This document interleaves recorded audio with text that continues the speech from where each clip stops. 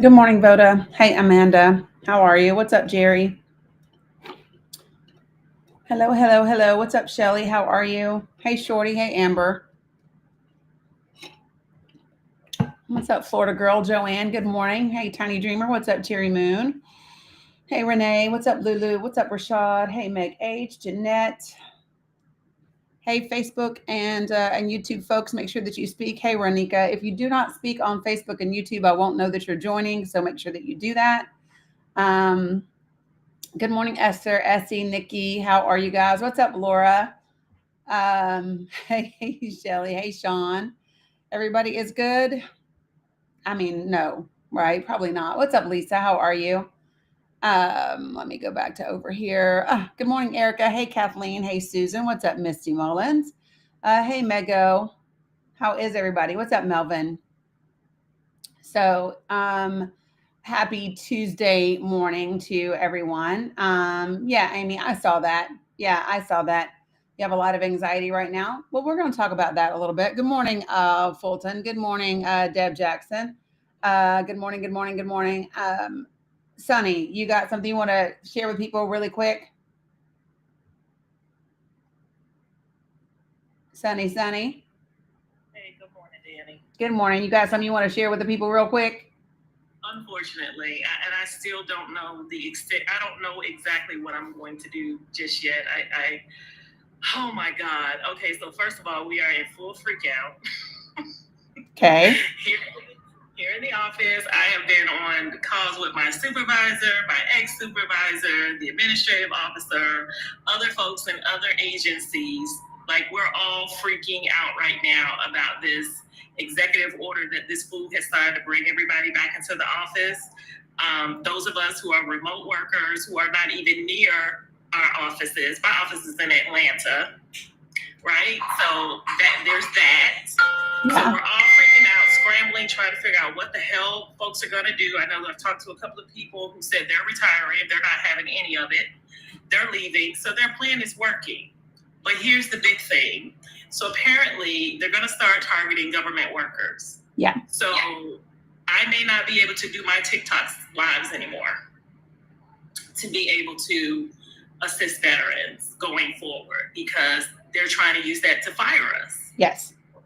Yes. And I'm not going to be fired over TikTok, over doing something that I do every day at my job. Right.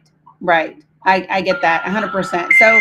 So for those of you guys who aren't, who maybe you're not on our TikTok and you're on YouTube or Facebook, and so Sunny is has been with me for a really long time since I started on TikTok, and she works at the VA, and she has been doing really helpful lives to let veterans know about their benefits and what they can or can't do and how they can and can't get them and different things like that. And one of the executive orders that Donald Trump signed yesterday was to bring all federal employees back into the office. And that is a concern for many people who don't even live close to their office, right? A lot of people are scrambling this morning, trying to figure out what's going to happen, what's not going to happen. As Sunny just said, some people are saying, well, I'm just going to retire and be done with it. Some people are saying whatever. And this is just kind of one of those, this is one of the things. And she's at Heck Peaches. Yeah, Sunny does do exceptional work. Yeah. So, when what a lot of people don't realize is that you have centralized agencies. So, for example, the CMS's regional office is in Atlanta, right? But that Atlanta office covers Tennessee, North Carolina, South Carolina, Georgia. Like it covers many different states. And so people who have been working from home who are not near that Atlanta office and things like that, then you may have issues with people, being able to continue. So it's just, again, it's about geographic location for some folks, and that can be an issue. So, yeah, I get you. Yeah. So I talked with my supervisor this morning. I was like, look, I'm gonna have to put my RA paperwork back in because I I didn't renew it when I got the new job because I was hired as a remote worker. Right. So they're trying to say that those of us who are under a remote contract, we may or may not have anything to worry about. But girl, I don't know. Right. Right. So he is so unpredictable. I don't know if that's going to even be enough. Now, the RA would give me some cover because, you know, it's part of the Disabilities Act. Right. But, and yeah, so this is one of the things that people don't realize. Many people are working under remote contracts. Like that's literally the job that you were hired for. And that's the terms of your contract. The terms of your contract were to work remotely. So this is just one of those things. So when people say, oh, well, too bad you don't live near your job. No, I was actually hired under that job. And so this is one of the things that people need to, you know, really need to kind of think about and understand that it impacts a lot of people. A lot of people. So what I'm going to ask my mods to do today is anybody that can't follow these guidelines up here, which are be respectful, do not use slurs, don't spam the comments, and do not type in all caps. Anybody that can't do that, go ahead and just mute or boot them from the lives because I'm not doing any foolishness today. So yeah. Sunny does fantastic work. It's I'm a little stressed this morning. I get that. I get that and imagine that 100%. We all are. I'm just so sick and tired of, you know, as a federal worker being targeted when all I do is come to work to try to help. Yeah. And we're going to talk about that a little bit today because just as I expected, I told everyone this several months ago that he was going to reinstate Schedule F. He did that yesterday, which is 100% a target on federal employees. And we will talk about what that is and what that looks like. So I have spent the morning just kind of reviewing some of the most significant things. Yeah, I'll put them back in a minute, okay? Just leave them right here. I'll put them back in a minute. Thank you. Yeah, I'm live on TikTok too, Deb. Yeah. And so we're going to talk about, you know, some of these executive orders, what they mean, what they don't mean, which ones are going to be targeted, which ones are already being challenged, right? Because, you know, there's already a lawsuit over yesterday, right? And so, you know, you can expect these types of things. I will also tell you this, right? So if you're on YouTube or Facebook, the title of the live over there is Deep Breaths and Preparation. And that's because it's going to be necessary. There are a lot of creators out there right now that are adding to the hysteria and adding to the concern. And that's just not what I choose to do. Yeah, you can do it in here. Not on the carpet though. Okay. Yeah, you could do it over there where the board is, just not on the carpet, not on the rug. It's too cold outside. It's too cold outside. Thanks, Deb. I'm going to be taking a break from social media this week. Yes, yes, as you should. On Monday, I'm going to decide by Monday what I'm going to do. Oh, that one's empty. So if anybody here that you know joins me Monday through Friday from 5:30 to 7:30, I will let you guys know on Monday. I will go live and let folks know on Monday what my decision will be. Yeah. If I'll continue to do it, or if I want, I need to get more information about exactly what it is they're trying to do. 100%. So our leadership is scrambling, trying to figure things out. I know our union is on it. You know, they said that they were ready to go for the foolishness. And so we just have to wait and see what happens. So I'm going to give myself this week. As you should. And, you know, and this is my thing. I really do believe that the unions have been preparing for this administration for a good little bit as of right now. So, you know what I mean? Like, I just think that, you know, it's going to be a long, you know, 2 to 4 years. You know what I mean? So guys, do me a favor. So, okay, you found it? Yeah. Okay, just can't go outside. Okay. I mean, you can't go outside and don't get on the rug. You can do it over there where we were coloring. Okay. So yeah, Sunny, if and you may want to put your stuff on private for now. Yeah. That might be a good idea. Okay. Consider doing that. Yeah. Yeah. Yeah, and this is why a lot of times, this is why I don't use my government name on social media. I don't associate with any of my coworkers. I don't put my job where I work on my social media for this reason. Yeah, 100%. This is the day when we can't, as government workers, we cannot give the information, spread the information that some of our agencies lack the ability to get that information to public. So when we take it upon ourselves to help and educate, like I said, the same thing I do every day at work. And Right. that's a problem. I have a problem with that. That is Right. That's a problem. Right. 100%. Agreed. 100%. So, so keep me posted. Protect your energy, your space, and your job, girl. Yes, baby. Most importantly, protect my It's job. too cold. It's too cold. It's too cold outside. We'll be outside. Yeah, but it's too cold. And don't take that across the rug, okay? We'll be outside. Okay, well, wait for mommy, and you can take it with mommy. Go get some, and you can go get some of these, and you can take them with you to mommy's house. Go get some. Mommy's coming to get you. Go get some, and you can take it on mommy's house. Okay. All right, girl. Take care of you. Keep in touch. I'll text you. Okay, you too. All right, bye.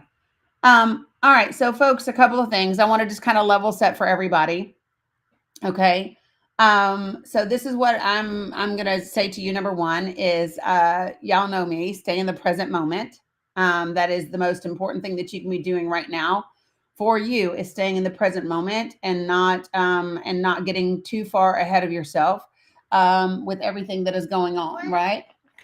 Yep. And I'll get some for you to take to mommy's house, okay? Okay. Get your socks on so you can take them to mommy's house with you, okay? What about Owen? Yeah, I'll get you some.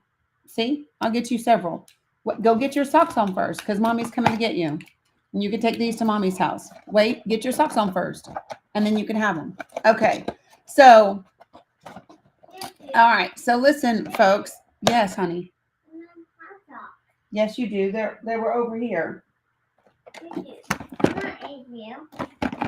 Okay, give me a second, and I will help you. Okay, give me a second, and I will help you. Good morning, everybody. All right, so I want to start and just kind of level set for everybody that is here. So, yeah, I mean, so listen. Again, I want to start a couple of things, folks. Nope, you got to wait. Leave those for mommy. Leave them, and you're going to take them with mommy. So listen, I want to say a couple of things to everybody. All right, listen.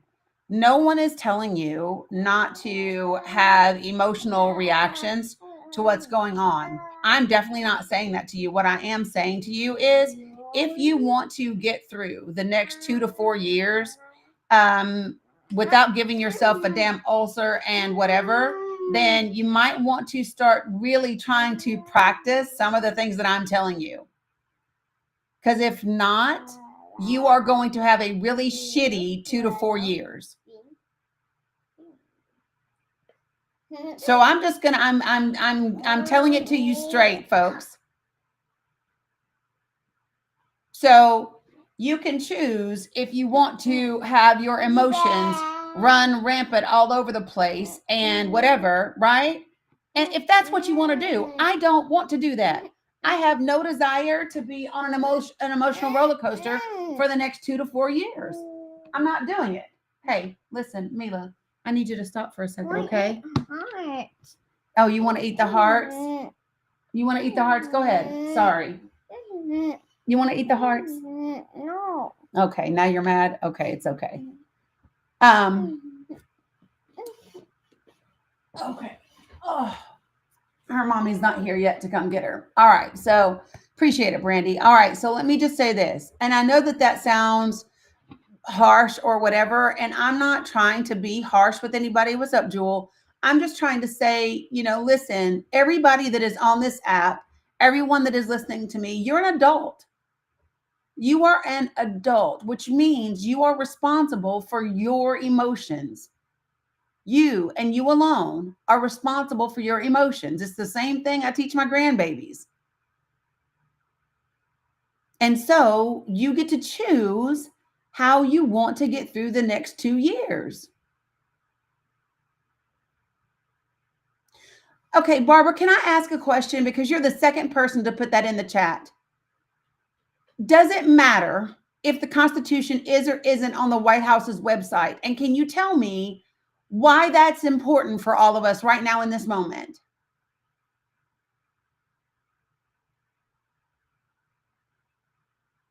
Because whenever someone redesigns a website and they change URLs and links, something may not be found. It doesn't change the fact that the Constitution still exists.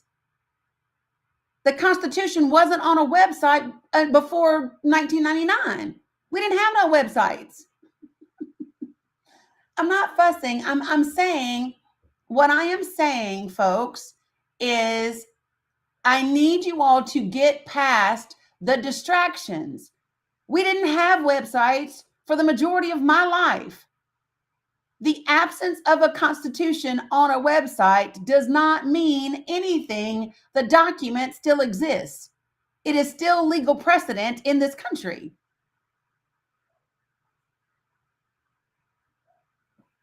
I mean, listen, stop. I refuse to ride every damn roller coaster. I am not doing that. And you shouldn't want to do it either. You should listen to me when I say this to you. Why are you riding these crazy ass roller coasters?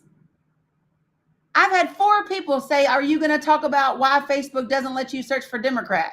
It does. I just did it. I don't care if they were changing shit. I don't care.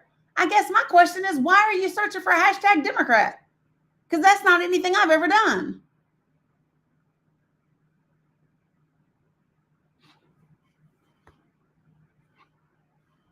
Right?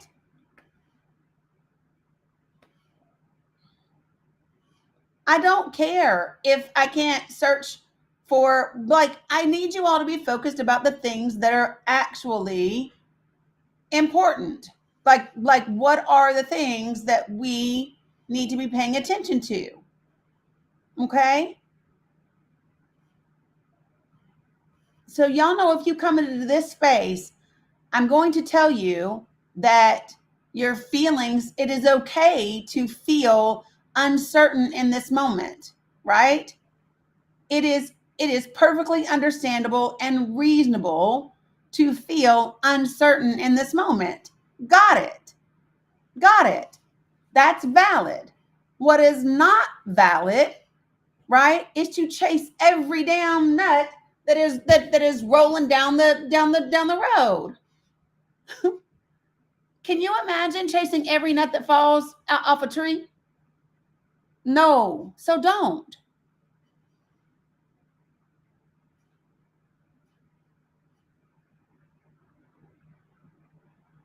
And let me just say this, folks.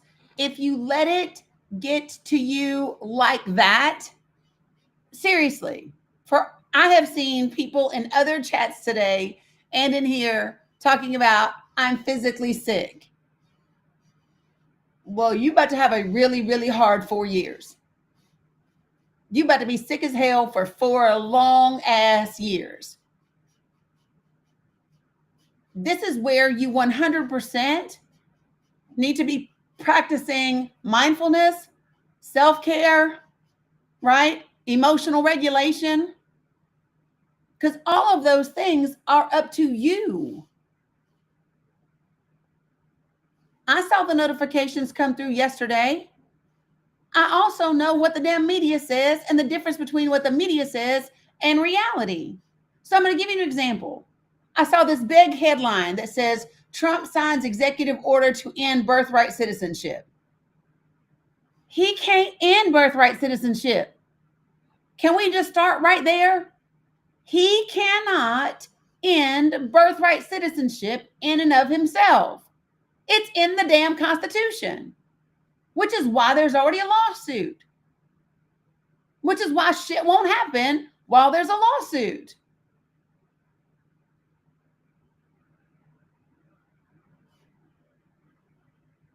Y'all got it?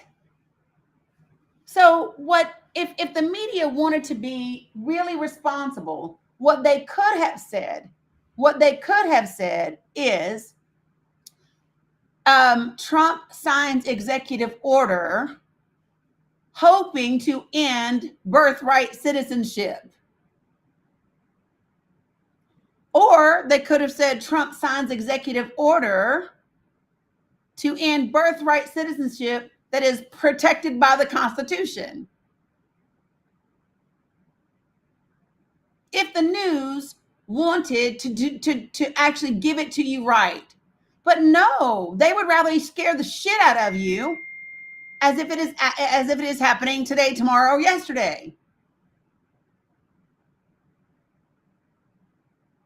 There are enough real things to be concerned about that are immediate, that can be, that can be an issue for people, right?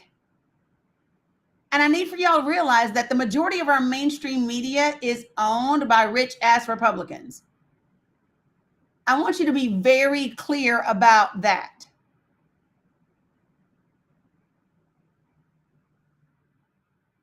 Just telling you. And there's like 6 companies that control over 85% of our media. Right?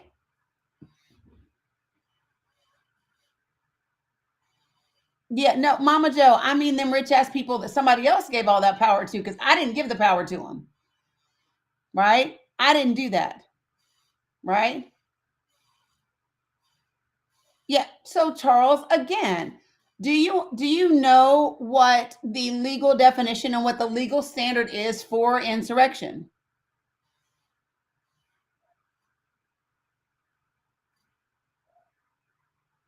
Of course, they are, Laura. That's exactly what's going to happen. The ACLU is going to fight his executive orders the way they did during the first term, right?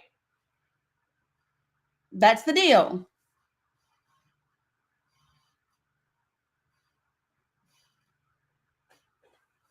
All right. So listen, I don't know what rapper is. I'm not on. Oh my gosh, Mila, honey.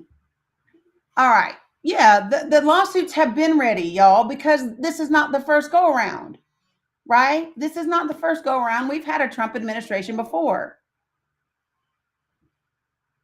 And we aren't the only people. Let me just tell y'all this. Good morning, Joan. We are not the only people that are.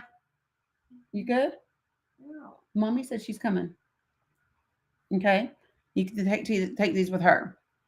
All right. So listen, I want to be clear. Number one, executive orders are for federal governments. They are not for state governments. Okay. Let's just be clear about that. All right. Quit being silly, Mila. All right.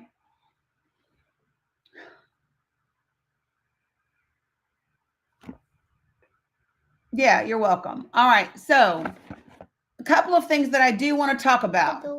Okay. I do want to talk about, what are you doing, baby?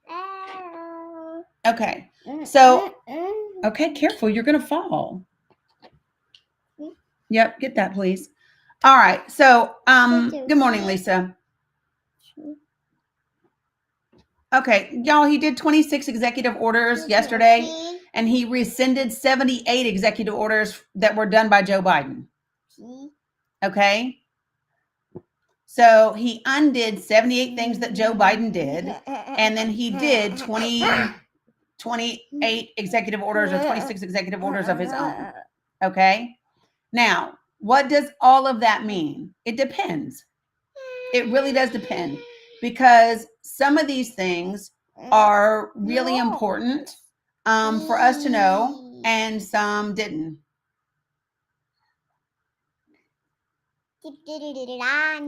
Mila, you got to hold on for a second, please.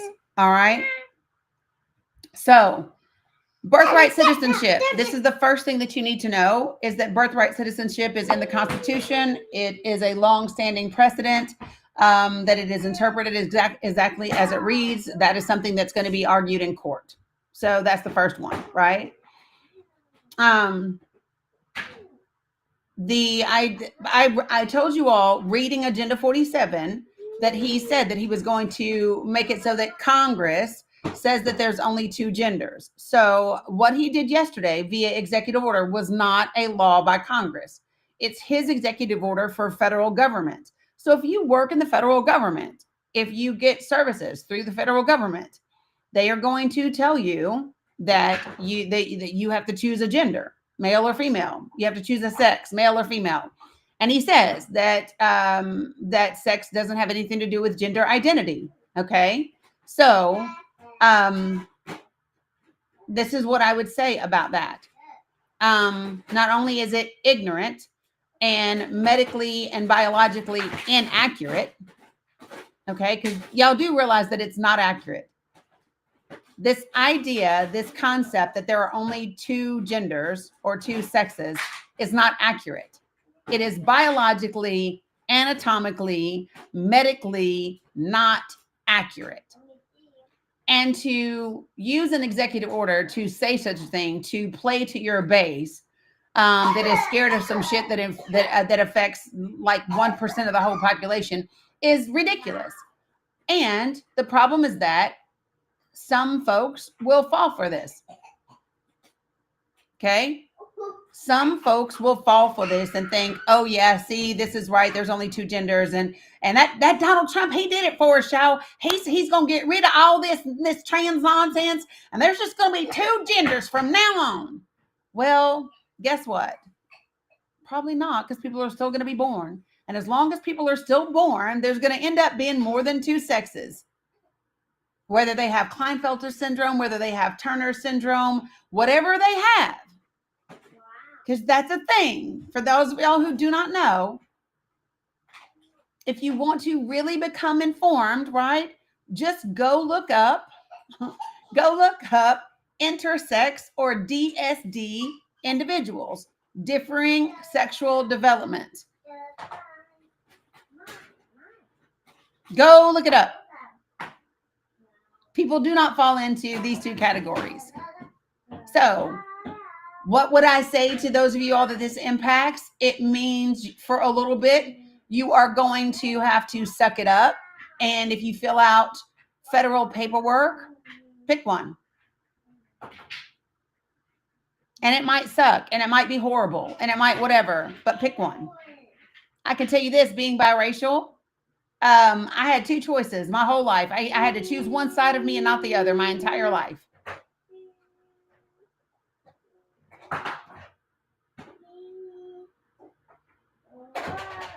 All we had was white, black, and other.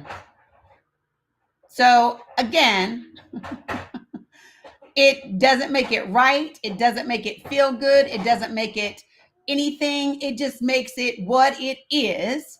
Check a box and move on with your life, because you determine how you determine what this means.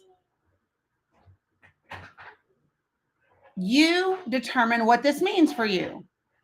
So for me, here's what it means. It just means you check a fucking box for federal paperwork, and then you keep moving with your life. And the people who are in your life who love you and respect you will address you in the manner in which you ask them to. Because more than likely, the federal government doesn't sit down at your dinner table at night. You get to determine what this means to you. What are you going to make it mean? I make it mean that we have an inconsiderate, ignorant, not well-informed, belligerent, inauthentic, not compassionate individual in the White House. That's what I make it mean. I make it mean that we have people that are interested in running this country who have their own agenda, that are promoting their belief systems, their religious systems into the federal government, and that's who they are right now in this moment. That's what I mean. That's what it means to me. That's it. And what it also means to me is they do not get to stay there for fucking ever. It makes it, you know what it makes it mean to me? It makes it mean there's a whole lot of people that woke up this morning pissed off. It makes it mean to me that there's a whole lot of people that decided today, Fuck protest voting. From now on, I'm going to vote no matter what. So what I've chosen to make it mean is there are a lot of people who are understanding right now that they have FA'd and FO'd. And maybe these upcoming elections will be different. Right? I'm making it mean that there's a possibility that the 1st district and the 6th district of Florida might get their shit together and vote someone else into office to replace Walz and Gaetz. And if they do that, Republicans are going to have a hard time in the House because they got a slim ass majority already. So if you live in the 1st district of Florida, if you live in the 6th district of Florida, do you know what you might want to be doing right now? You might want to be talking to your friends, to your neighbors. If you are being impacted by these pieces of legislation, right? You might want to be talking to the people that are in your circles of influence so that they understand those 2 seats are incredibly important. And that special election is April 1st.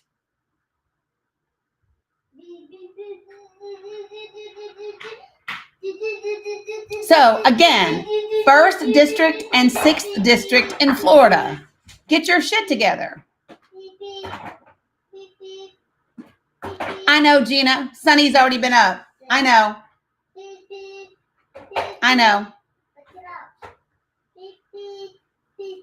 So what are some things that you can do? Listen, I'm talking to everybody right now. So if you don't realize, if you don't live in here, she wants to take these home with her.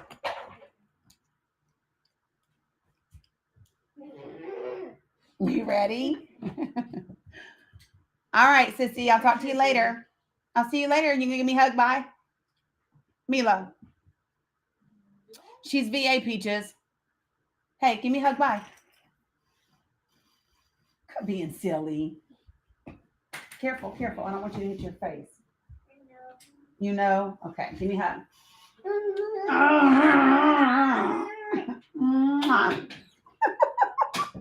All right, I love you. I'll see you in a little bit, okay? All right, so if you do not live in Florida, you can still help. If you do not live in Florida, you can still help. Do you know what you can do? You can phone bank for Florida. You can write postcards in Florida. If you live close by, maybe you're in Florida, but you're not in the 6th or 1st district, you can travel to Florida. You can travel into those districts and help knock doors with people, right? These are things that you can do, even if you're not in the 1st and 6th district in Florida. Those 2 are really, really important. So for those of you guys who are just kind of listening to me and you're not sure what I'm talking about, 2 of the seats that are open in the House, right, are the seats from Matt Gaetz and Walz, not Tim Walz, but another guy, Walz with a T, right? And those 2 seats are in the 1st and 6th districts of Florida. Those are going to be special elections, okay? Those special elections are going to be held on April 1st. Okay? So the House currently only has a 1-seat advantage. Yeah. Yeah, you can take it to Mommy's house. Okay, love you.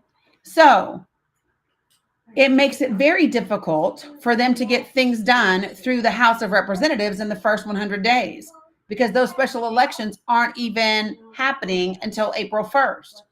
Okay?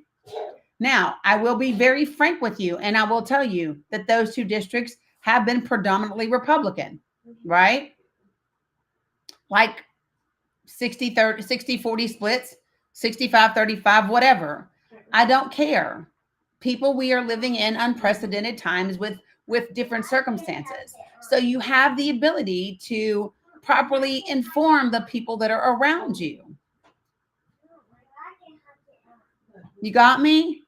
So this is the thing. If you want to know, what can you do? If you want to channel your energy somewhere, the 1st and the 6th districts in Florida, that is where you could go. All right. So that's the first thing. Those special elections are happening April 1st. Now, let me just tell you something. Some of y'all might say, well, what if we don't win those seats? That's okay. Because let me just tell you this.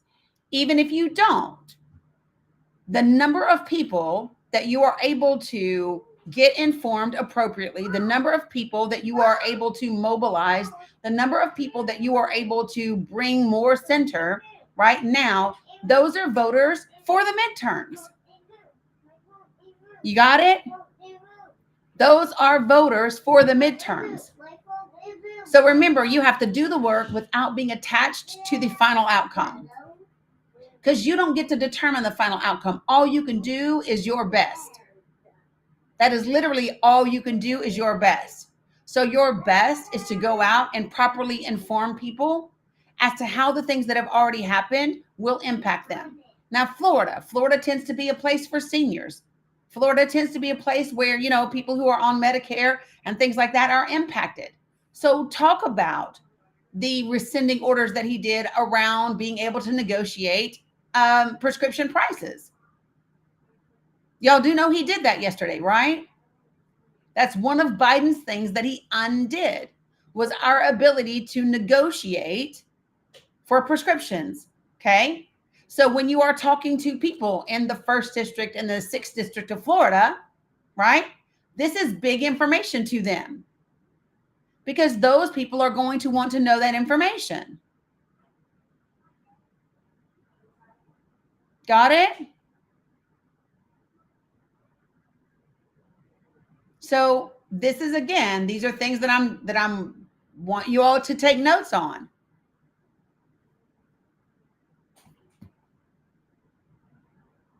Do you see how much more helpful this is than focusing on anything else?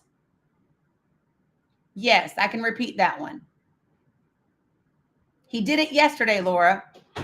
He did it yesterday. So yesterday, Donald Trump undid our ability to negotiate prescription prices for Medicare. That matters. And it will matter to a lot of seniors. It will matter to a lot of people who are voting. So when you start to talk about the 1st district and the 6th district in Florida, right? That's information that is meaningful to them. This is the part where you got to get smart, people. The way that you mobilize people, the way that you get people to vote, the way that you move people is to find out what has been done that impacts their life. And we're going to be focusing on 4 major areas. 4 major areas is going to be healthcare, education, housing, and economic mobility or economic security. Those 4 things.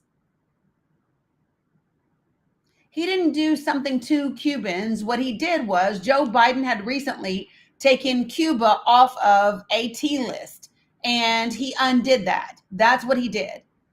So again, what I'm going to be asking you to do when you look at these different executive orders, right? You need to be focused. You need to be asking yourself, okay, what is the real-time impact of these orders on different groups of people? How does that play out? And how do I communicate that to them? How do I make this real for people?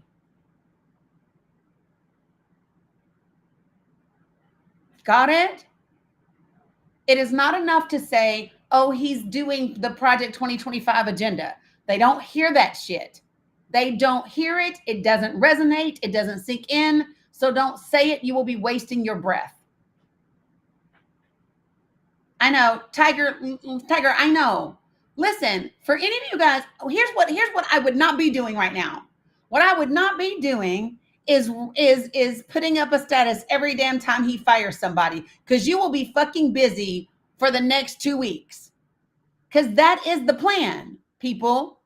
I need you all to understand this. That is the plan. The plan is to get rid of the higher level people in command, the people that are in government service, who would stay on the line and do the right thing because they know how government is supposed to work. It's not about if they're on disability. It is about Medicare. So one of the biggest wins that the Biden-Harris administration did was our ability to negotiate prices for prescriptions for people on Medicare. Trump undid that yesterday. And this is not hard. Literally, all you have to do is just Google Trump rescinded prescriptions. That's it. And it will come up right in your face. Do it right now. Somebody do it for me right now. Just for shits and giggles. Somebody go ahead and Google. Trump rescinded prescription negotiation and see what comes up. Tell me what you find.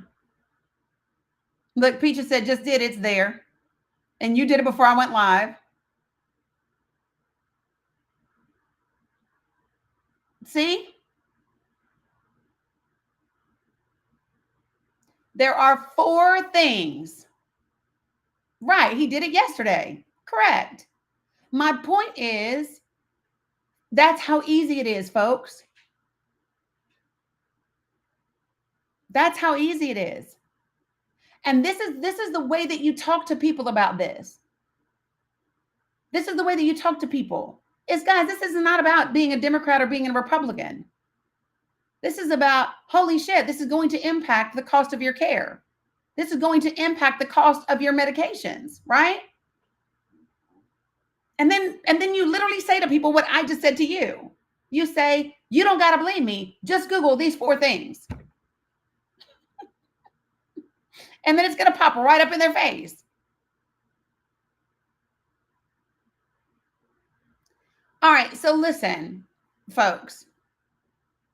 Sheesh. Y'all be all over the damn place. Y'all are all over the place. Listen, okay, so stop. Who just said that? Nick, stop that. Stop that the Affordable Care Act is next, because he can't just undo the Affordable Care Act. That is through Congress.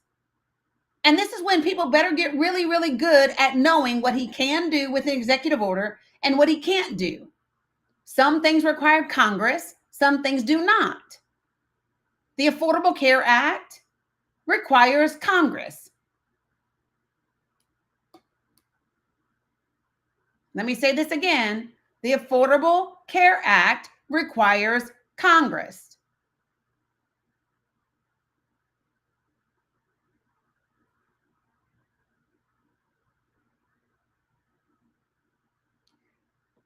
Let me be clear, folks. Just because someone has the majority doesn't mean that every single person is going to vote that way. Big Daddy Rob, stop saying that. I promise you, you are not psychic. You are not psychic. Jesus Christ.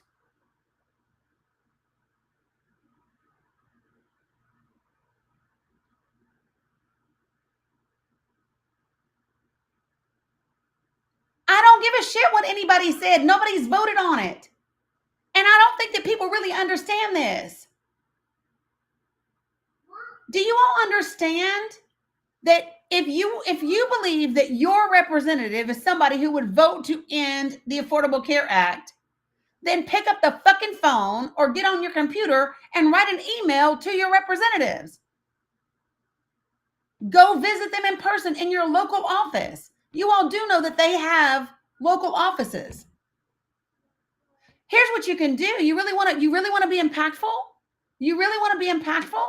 Go around your community and ask everybody, hey, who has the Affordable Care Act?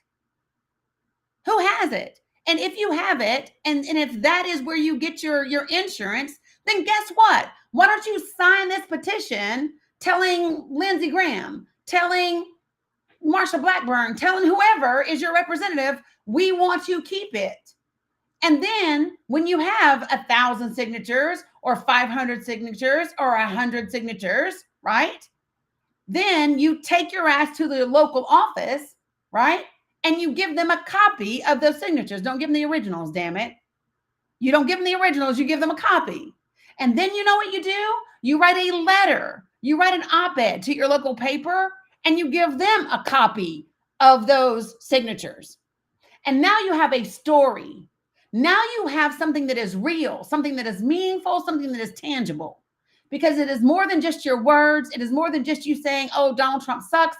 It is more than that. Now you have the voice of 100 people, 500 people, 1,000 people behind you, right? And guess what? Those people vote. And so that's when you tell your representatives, all of these people will not vote for your ass if you get rid of the ACA. And now when you give that to the paper, then the paper contacts them and says, hey, a bunch of your constituents say they're not voting for you. A bunch of your constituents are concerned. What do you plan to do? And you put it in social media and you put up a copy of those signatures and you tag your representative on social media so that you hold them accountable.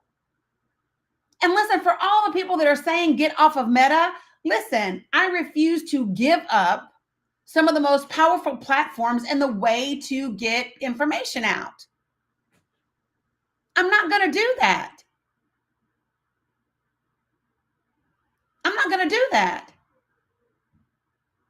I'm going to continue to reach the same people I've always been reaching. Real talk.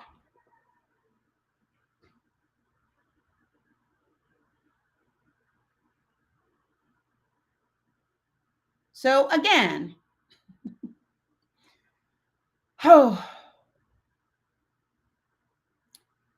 this is where you got to determine right now in this moment, are you going to be a whiner or are you going to be a fighter? And by fighting, I never mean violent. By fighting, I never mean violent. You better decide, are you going to be a whiner for the next 4 years, or are you going to fight?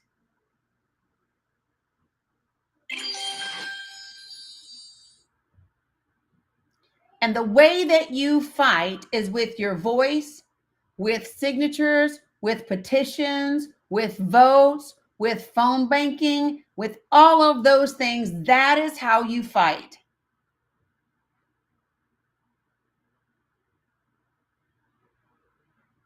Transit, please stop spamming. Transit USA, please stop spamming. You've said it 6 times now. You got to stop spamming.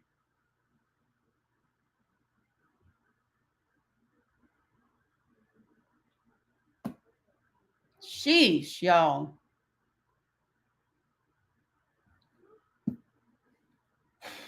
No, and let me just say this. Okay, so when we talk about phone banking, one of the easiest ways to find out where you can phone bank is there's 2 ways. A, you can contact your local Democratic office. B, you can go to mobilize.us and put in phone banking Florida, phone banking, whatever state you want to look for, and there will be organizations. Not all of them are political parties, but there are organizations that have people that phone bank.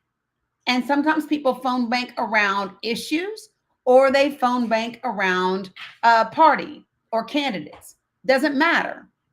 Okay? But mobilize.us is how you do it. You can text bank, you can phone bank, you can whatever. And what that means is you hop on Zoom or you put an app on your phone and it calls people and it gives you a script on what you can say to people. What I recommend is that you don't just read the script verbatim.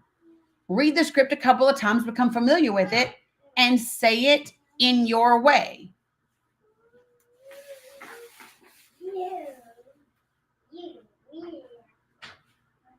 Yes, it's effective.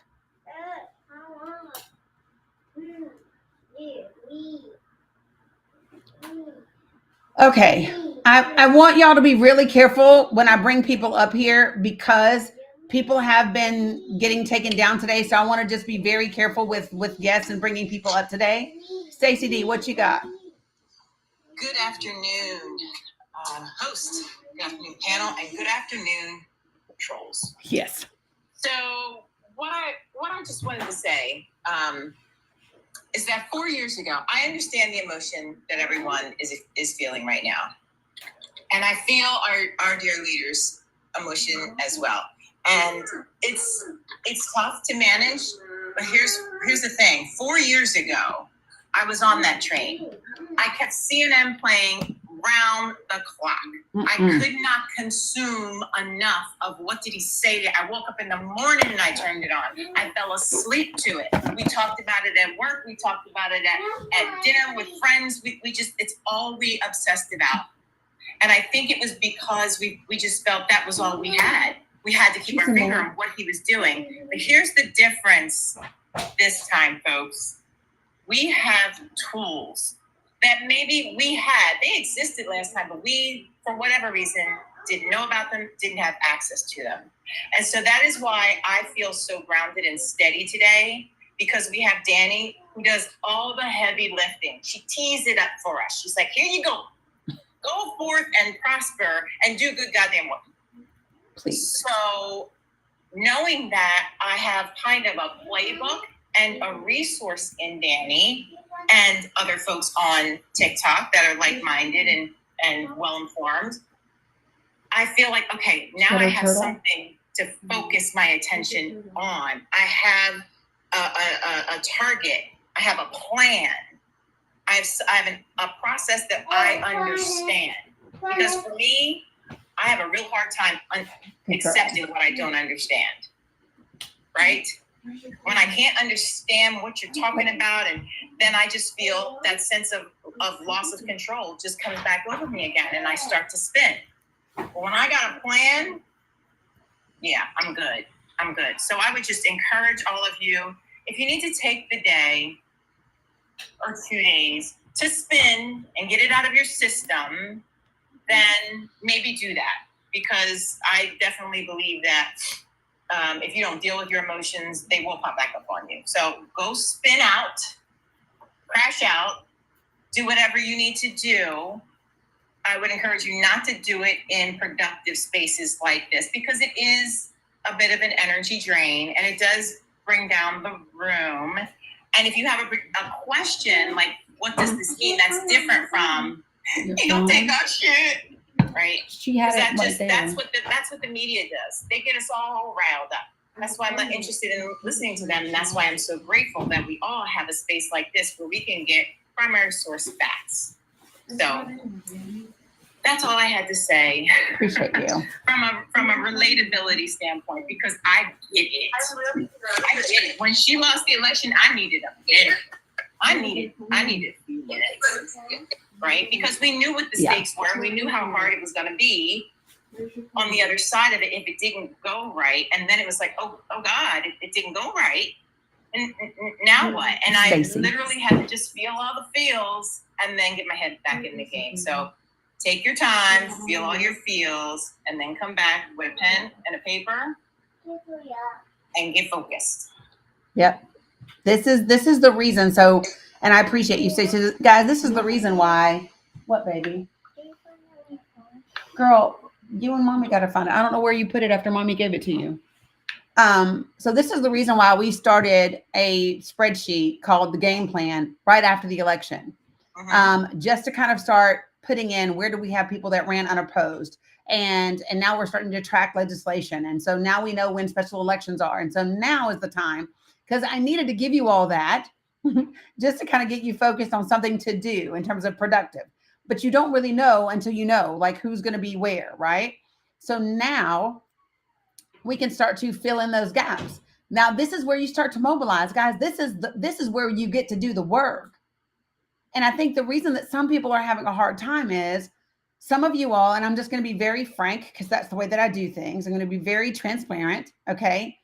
For some of you, this is the first time you've ever had to be scared of your own government.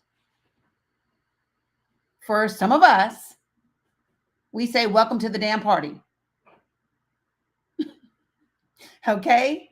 Some of us was born with our head on a swivel, and we've always had the expectation that at any point in time, they will come for our shit. So I guess that's why, like, for me, I just am like, shit, this way I've always seen it. Right. So, so because of that, what you've got to fall in love with right now is the work. Listen to what I'm saying. Not falling in love with the outcome, but falling in love with the work, knowing that you are doing what must be done and you are doing it because it is the right thing to do.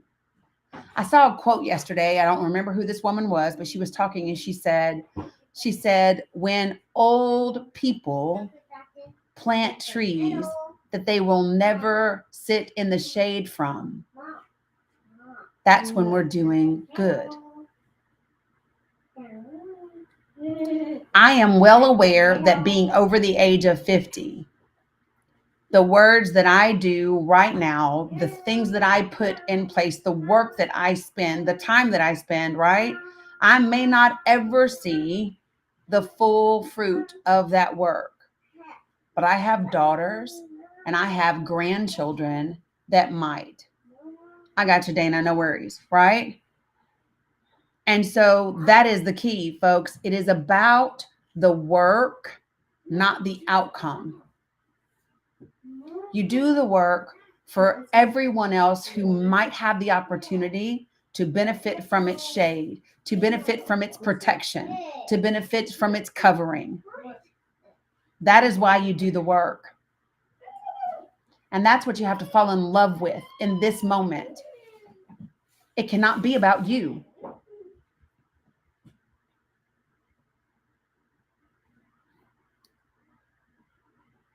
It is not about you, and it is not about me. Got it? I know, that's all. Let's do later. All right. Let's go later. Okay. So it's from Afterlife starring Ricky. Yeah. See, I didn't know. Hey, good to see you, Drew. Right.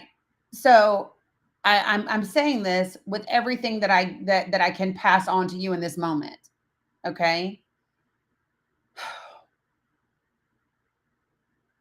I don't know. I hope that you all are feeling what I'm trying to say to you. Because collectively we are more powerful than they are. Let me tell you something. People like those folks that were standing behind Donald Trump yesterday, they don't know how to buckle down and get through the grit. We do.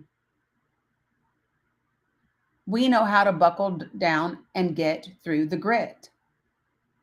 We know how to come together. We know how to support each other. We know how to do all of the things. They do not. And when their world begins to fall apart, and it will, they will not know how to undo it. Got it? They will not know what to do. Okay? So again, first thing that is on the agenda right now is the 1st and 6th districts of Florida. Those districts need people knocking on doors, phone banking, and sharing accurate, bipartisan information. Do you hear what I'm telling you?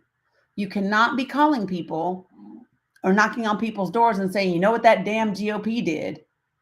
You know what them, da da da da da, you can't do it.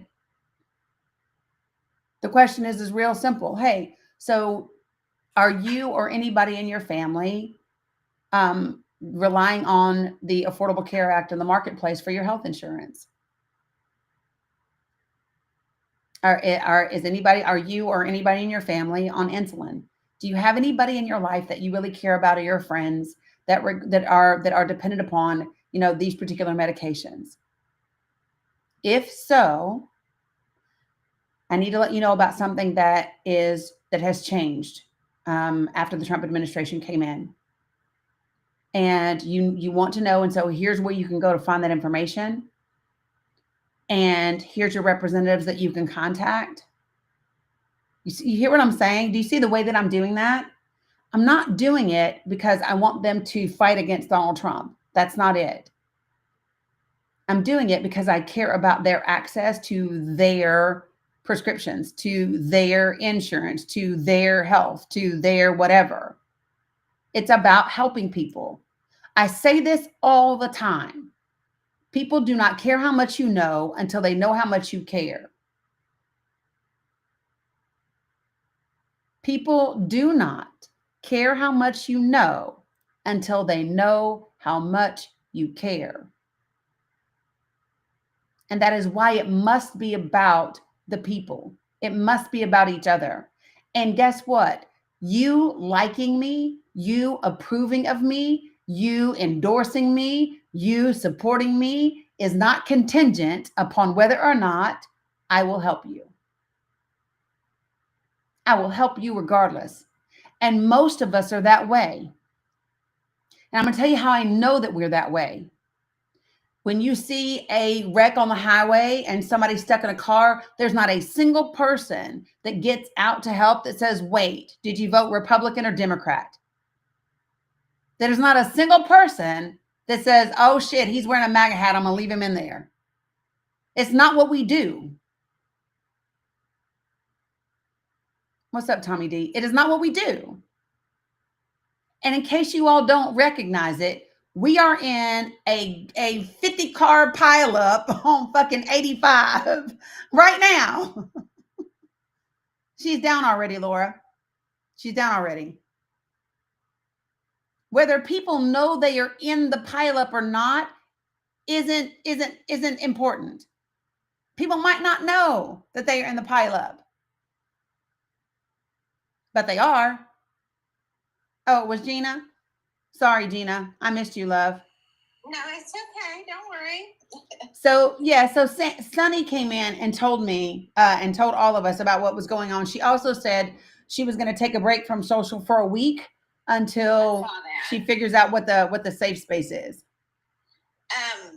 So just to give folks an idea, yeah, they want me to come back to the office. There are 210 people in my department. We literally have 65 desks in the office. Right. Number one. Number two, the team that I am on literally works virtually, helping other hospitals, offices of community care. So unless they currently want to pay half of my team to go to Jackson, Mississippi and pay per diem on that, and half of our team to be in Shreveport every week. Yeah. Yeah. And you know, yeah. Here's the thing. If the job can be done from home, it's actually saving them money. Yeah, 100%. Because they're not having to pay for more internet than they gave at the building, which actually doesn't have enough bandwidth for all of us to be there. Yeah, so Sandra, that's not the way it works for her. She works at the VA, so it's a little bit different. Yeah, it's federal jobs. Yeah. And another thing I want to throw out there to people, you know, my mom is lucky enough to have a decent pension along with her SSI.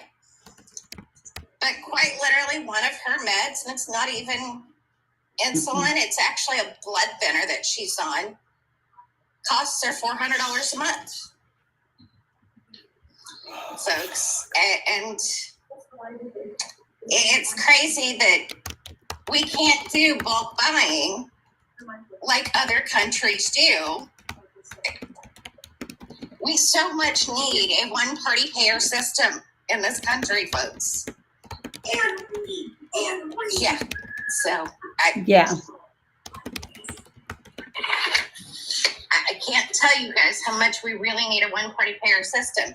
Yeah, One we of do. my diabetes meds is $1,000 a month, so that I don't have to be on insulin. I want to be careful talking about. I want to be careful talking about things by name because TikTok will take me down because they're saying I'm talking about Oh. those things. Yeah. Okay. But yeah. One of my medicines is $1,000 a month. That same medicine in Britain is $150 a month. Yeah. So somebody who said to me, please make it shareable. It is shareable. If you're on Facebook and YouTube, the video is shareable. So yeah. So Yeah, I appreciate you, Gina. Keep me posted and let me know what happens. I will. Okay. I will. Here's the thing, and so I'm on a reasonable accommodation to be at home anyway. Yeah. But again, as you know, we're even with my supervisor and so forth, we're not sure what we're going to do because we literally don't have the space for people. Right. Yeah. Yeah. None of this is well thought through. I think that everybody knows that. And I think if you really want my opinion, I think some of this is, what's up, Beach Mom? You're welcome. I think that some of this is to just create as much confusion and chaos as possible. While other things happen as well. So it's just important to stay, to be diligent and vigilant, especially in these first 100 days. So we'll see. Friends, as Danny's saying, we've got to be nice about how we go about helping folks come to the realization of what's going on. Yeah. To change their minds. Yeah. And 100%. Danny is laying out a plan for us. That's the military and Danny. It is. It's the military and Danny. But she's giving us a plan. She's making this easy for us to do. We just have to be willing to get our butts out there and do it. 100%. Unfortunately, this is the most I can really do because, I want to keep my job. And Yeah. I'm not allowed to have opinions. But Yeah, I get that. So, if I could get out there and phone bank, hell yes, I would. I just can't legally do it. yep, I get that. I'm behind you, and I will support every person who's in this room, and I will support Danny. If Danny needs information, Danny knows she can get a hold of me, and I will find whatever I need to find for her. I appreciate it. I do. We're going to be all right. We've just got work to do. That's what I can say. We've just got tons of work to do. And you just have to be, like I said, this is where I said you have to fall in love with the work. Mm-hmm. And I fall, and if I have to go back to the office. It's federal workers, Ellen. Office, yes, because I love my work. Right. Yeah, it's federal workers, Ellen. It's federal workers. Yeah, it's just us federal people. Yeah. So, so we will see. Candy Red, I can't answer that for you. What I can tell you is probably so. Yeah, so VA people can. There's just a lot of different ins and outs with it, Blue Honey Pot. So I just let people kind of do what they do. You know what I mean? And do whatever is best for them and their jobs. So, all right. I appreciate you, Gina. Not a problem. You can drop me down. Huh? All right. Appreciate you. All right. So, So I've covered a couple of things already, and I'm just going to recap before we move on. All right. So, the two genders thing, that is a federal executive order that impacts federal organizations, federal agencies. Here's what I'm going to say about it is it sucks. It's not biologically, medically, or anatomically correct because there are more than two genders. There are more than two sexes, period. If you do not know anything about that, I highly recommend that you look up what it means to be an intersex individual or DSD individual. There's plenty of them out there. You'll see things like Klinefelter syndrome and Turner syndrome, amongst other things. It's just not accurate. It is what it is. And so this is just plain out ignorance and catering to people who are transphobic and hateful. Like, that's just as simple as I can make it. So for the folks that this might impact, here's what I will tell you. It's only going to impact you if you have a federal job, if you get federal assistance and you have to fill out federal forms or whatever. And here's what I'm going to say is check the fucking box and move on, because those people are not the people in your life every day. And what will happen is the people in your life who love you and respect you and care about you will acknowledge and refer to you in the manner that you ask them to. And that's it. So it might suck. And it just is what it is for right now. Okay. So that's my take on that. Like I said, being biracial, I grew up having two choices, white or black, on all my forms. And I was 50-50. So, but I'm just saying, so we all have different things that are impacted. Okay. So next, birthright citizenship. This has already drawn a lawsuit. It's going to continue to be a legal issue because birthright citizenship is protected in the Constitution, right? And the president, I don't care which president, can't undo the Constitution.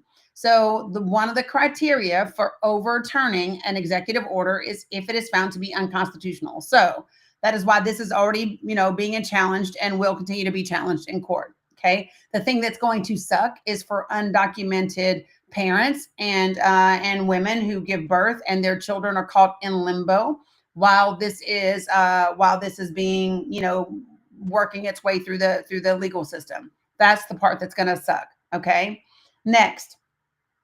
Since we're on that same note, I'm going to go right down here to remain in Mexico. So for those of you all who remember this, this was a horrible issue where we ended up having lots of children separated from parents and all the things, right? And we are back to that place again, along with this fake ass emergency order about some sort of evasion, right? So I want to remind you all very clearly, right, that we are not being invaded. The fact that people are using words like invasion. What do you mean, Charity? I mean, there are tons of places where you can see the Constitution. It's on Congress's website. It's in a lot of educational places. I'm sure it's on one of the museum websites. I mean, it's there. It's everywhere. And I just want to be clear, folks. The Constitution not being on a website does not change the fact that it's the fucking Constitution. It's the Constitution, right? Library of Congress, right, Jen? Right. Like we didn't have websites for a really, really, really, really, really long time.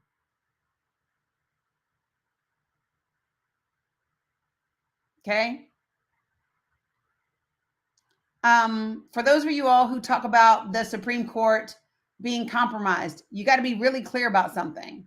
Okay. Supreme Court justices can be impeached. You all do realize that, correct? They can be impeached, and they are not likely to undo the Constitution. It's just not a thing. And it's certainly not a thing that's going to happen within 2 years.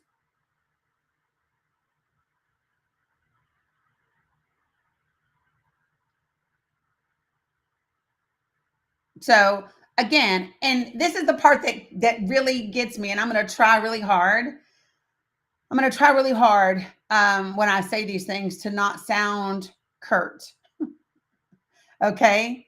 When every single person keeps saying, well, who's going to hold them accountable? My answer is you, damn it. You are the term limits. You are the accountability. You. Everybody keeps saying we should need term limits. No, we don't. Fucking vote. If you want term limits, vote. That's the way the system is set up. The system is set up. Guys, nobody can stay in office if you don't vote for them. So if you don't think somebody should be in office for 30 years, vote them the fuck out. How about that? You say, oh, well, nobody runs against them, then fucking run. Then run. Okay?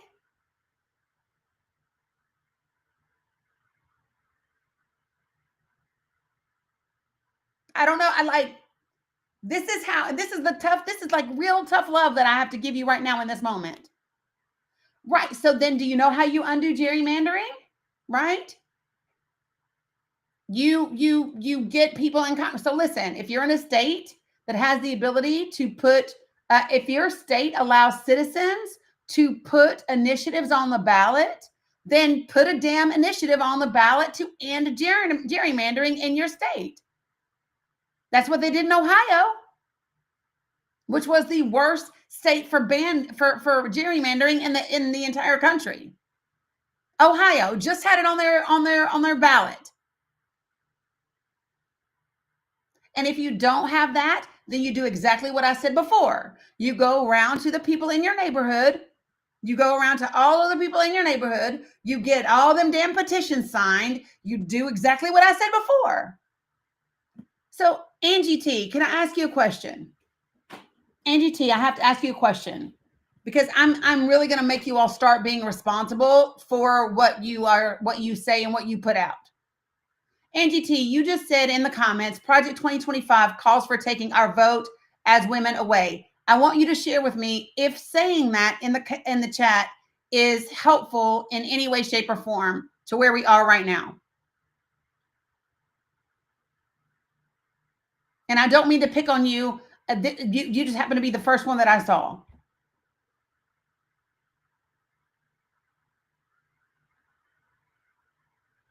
It's so that who looks? But I hear that you're a veteran, so am I. We have too.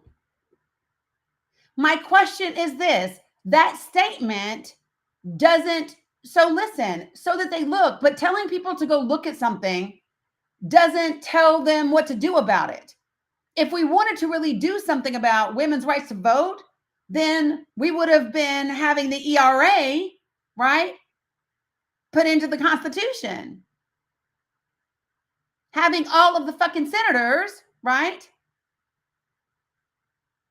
start planning. What is my question?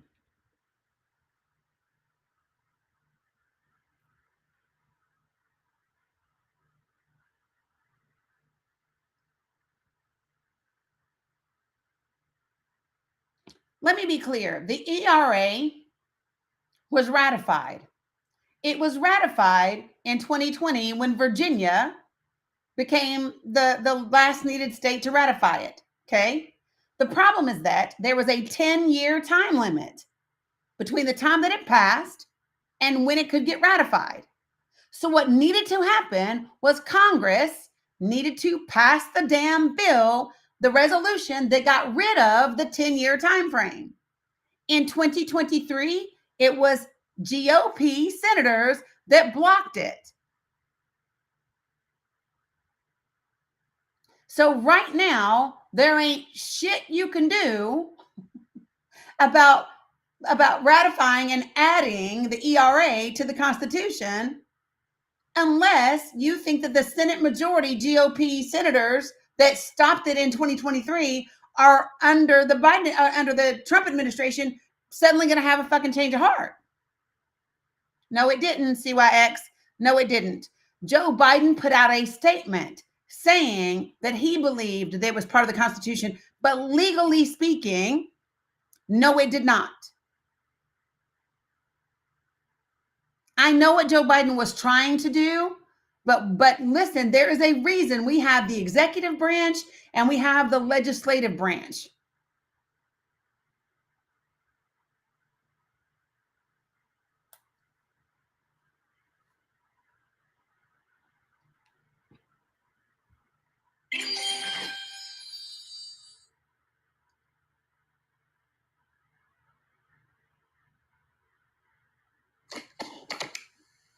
Hey. What you need? I'm asking you because you said you do see how fast they're turning things over, right? And I guess my question is, yes. What is it that they've turned over that I'm not talking about?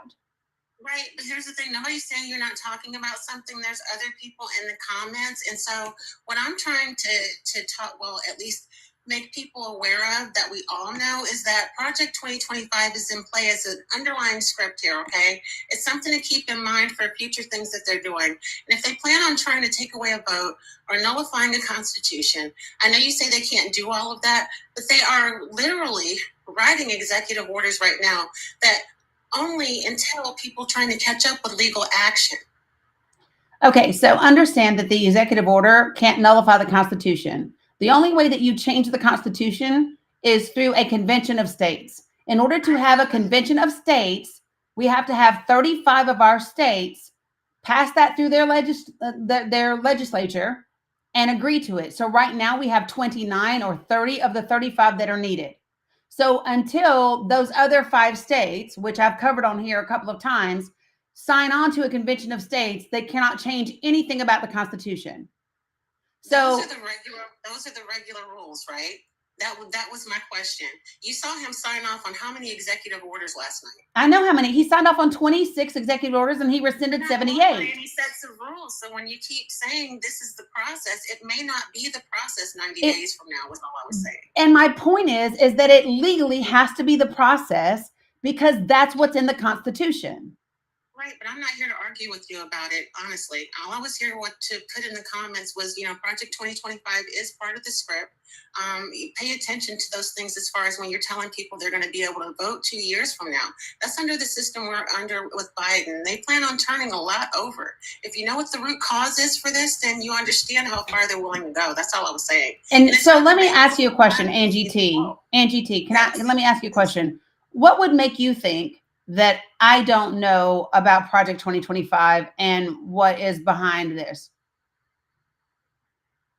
Nothing. I've been following your channel for a while. Okay, so then we've talked about it, right? So here's my question. So how does knowing that Project 2025 is the playbook change anything today? It changes everything because nobody's taken the time to read it. This is what's making me angry. It's a 992-page document that nobody knows anything about. They do say they know bits and pieces, but they haven't actually read the 4 promises at the beginning of that thing. It takes us straight back to Jim Crow days. I keep pointing to the document because it is the script. These are things that people can plan for as far as legal actions are concerned. And I know the ACLU is on it and everybody else is on it, but we keep talking about getting to the polls, and I don't know how long we'll be able to get there is all I'm saying.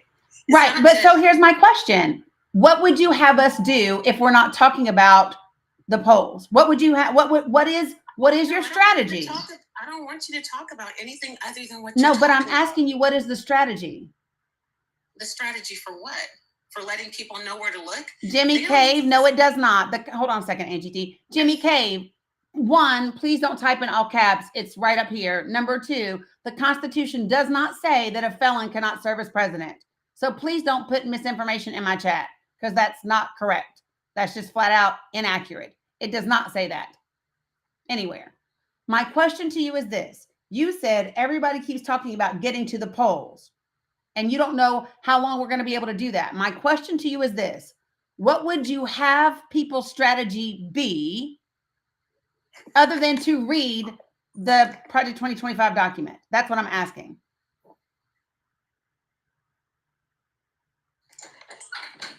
I would have people read the Constitution. I would have them start digging in deep into their amendments. Amendments 2, 4, and anything after 10 are important. They're important because Trump's Bible only has 10 amendments. There's clues to which things they're going to be trying to take out. I just want to mention it so that we keep an eye on those things. That's all I'm saying. But my point is, I'm asking you, what action would you have people take? To get armed with the information that they need. So but what's the action? After they read it, because first you're assuming. Yes, right. After they read it, then you keep up with what your local elections are. Yes, as we can vote, we do vote. I'm saying that, absolutely. But there comes a point in time where this is going to, because of what they're doing, it turns into carnage while we're all fighting. I don't. I'm not fighting. I literally. So here's what I do in this space. No, I'm talking about everybody over mass deportation. Once they start something like that, there's going to be mass chaos with several levels of things going on simultaneously. Is all I'm saying. So this is what I'm saying very clearly. So we have here for the last 6 months very extensively covered significant portions of Project 2025, right? We have covered Agenda 47, where those two goes together, right? And America First, correct? No, Agenda 47, which has America First is the same thing also, correct? Or no? no. Agenda 47, Project 2025, and America First, are they not all three similar documents, correct? They are similar documents, but they are not the same. Okay. So again, so Differentiate them for me. What's the difference? Is Agenda 47 consolidated? Is it missing something? Agenda 47 is specifically what Trump had on his website, and what his entire outline was, what he promised from a campaign perspective versus what is in Project 2025. One of the things that is very important to know is that there are different groups of people that have backed Donald Trump for very different reasons, and they don't all fucking agree. They do not all fucking agree. This is a conversation I had with Lev Parnas about Trump supporters. They don't all agree on what needs to happen and what can happen or what won't happen. So when we talk about the Heritage Foundation, that is one group of people. When you talk about the oligarchs, that's a different group of people, and they don't agree with everything at the Heritage Foundation. There are different groups of people. And that's before we even get to the whole religious sect, right? Yes, That's there. Christian YT evangelicals, yes. YT So, nationalism. and so the point is that there are different groups that do not all get along. And what I don't have the time nor the desire to do is to go find out every single little bitty thing, because while that's happening, nobody's preparing and doing work to actually make fucking change. Right. So- We have the time to do it starting the day after the election, though. And That's we what have I'm been saying. doing it since the day after the election. Right. Right. So listen, so literally that's literally what I'm saying. So like we have a running document currently.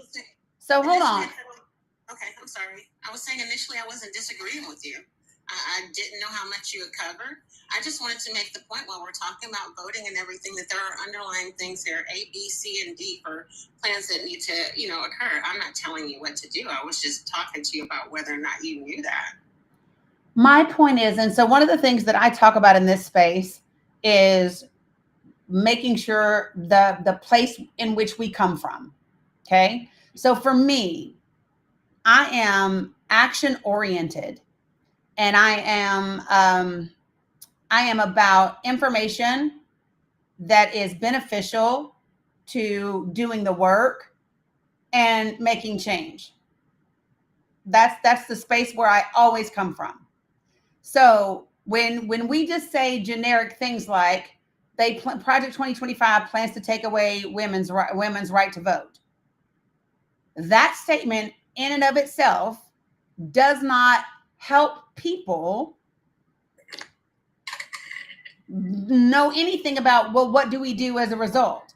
And it's not. That wasn't the only comment I put down there either, but I hear you. Okay, so I guess let me ask you this. Can you share with me, because I don't see every comment that comes through. So can you share with me a comment that you gave that was an action item?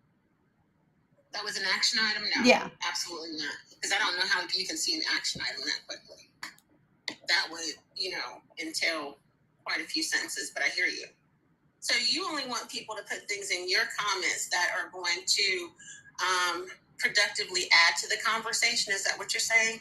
Yeah, so here's the thing. What I don't want to do. Telling anybody about, what's to come, or, discussing something you've already talked about on your platform. No, it's not about discussing something I've already talked about. It's about right now is not the time to promote more fear. Now is not the time. People are scared enough as it is.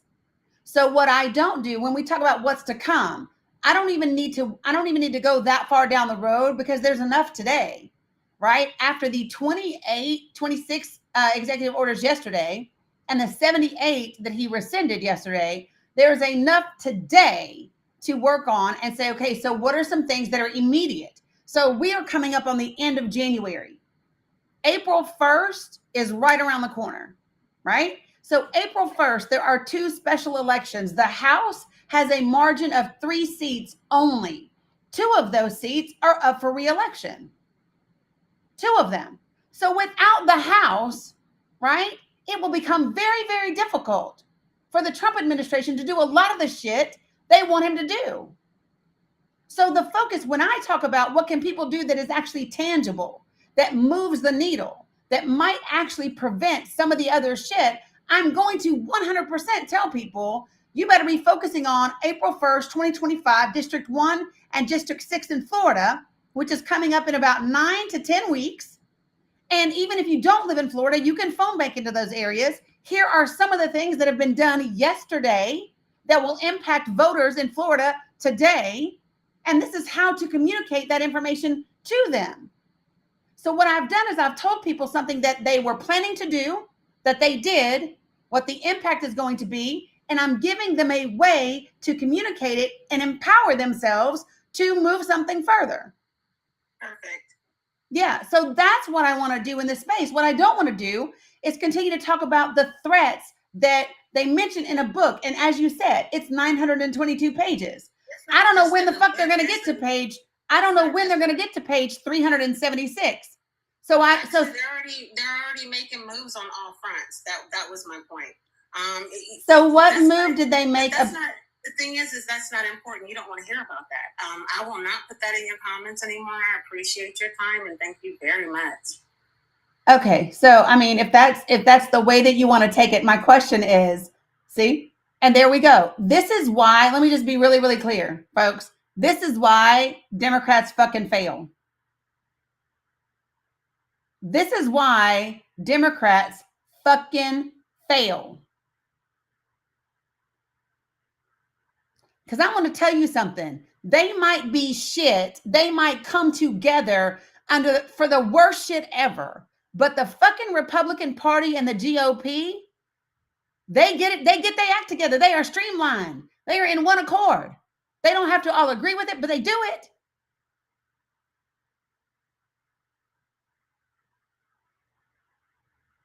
And this is why we don't. This is why we fail.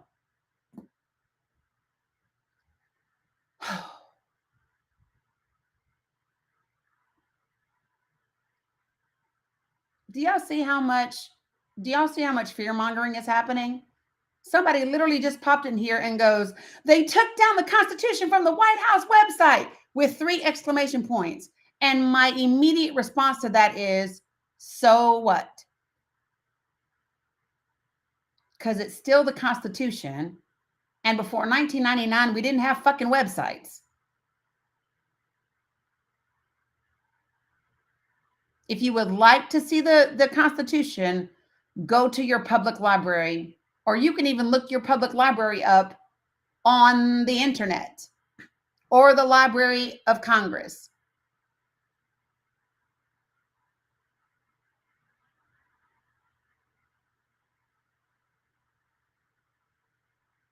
Just the craziest shit I've ever seen. It's like some of you guys love the fear. Why is that? Why do you love the fear?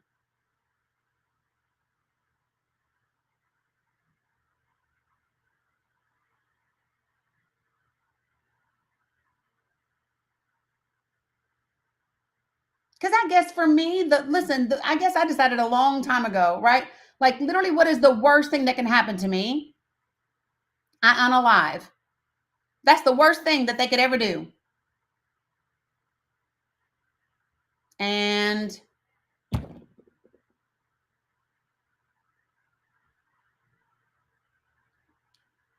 you can access the library on the internet. You can get library cards on the internet.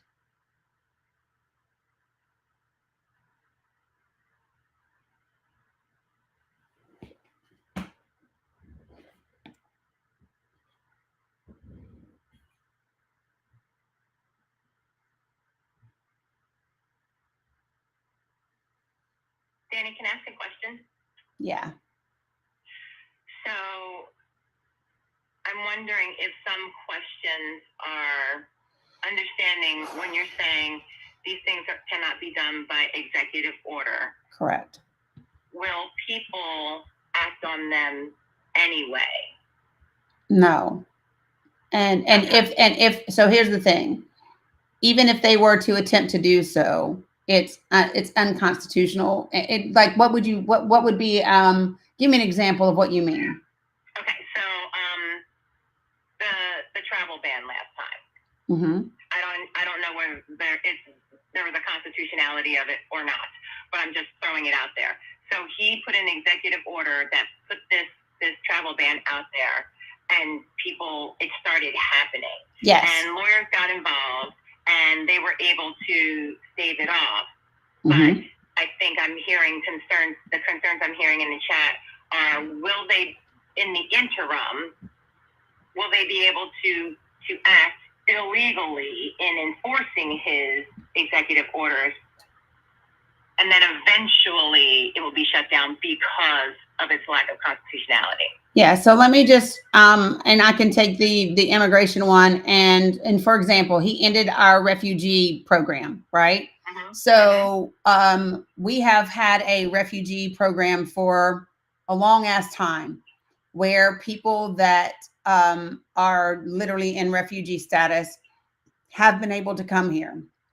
Mm-hmm. He ended it. You can expect for lawyers to go straight on it, right?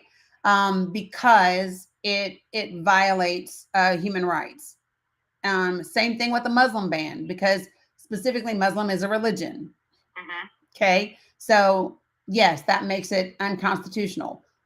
Can they act on it like as soon as he says it, and then a court has to do an injunction and stop it? Sure. So let me tell you what I really believe with all of my heart.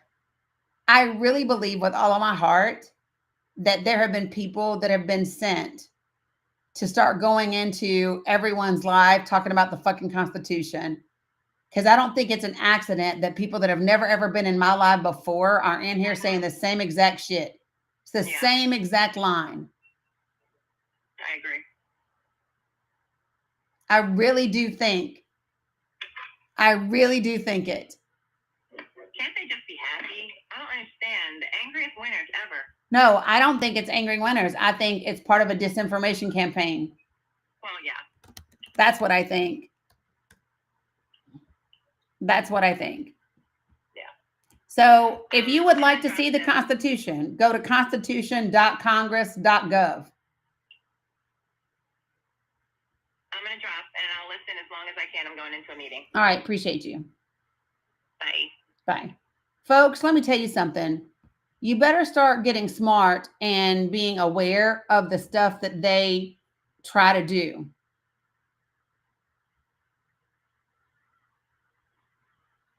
Why they are literally trying to get you upset about the Constitution on the White House's website.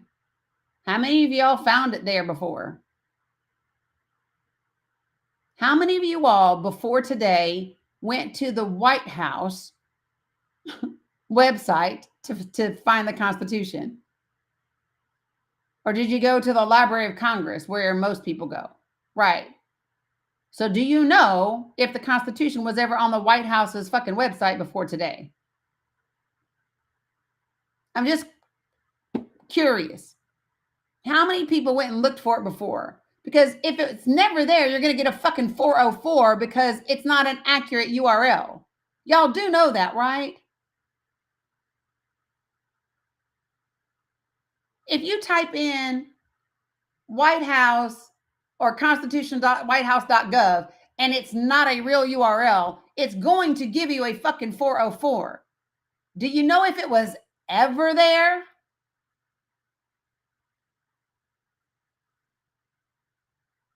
Like, just stop and ask yourselves, like legit. I'm looking at it right now. Constitution.congress.gov.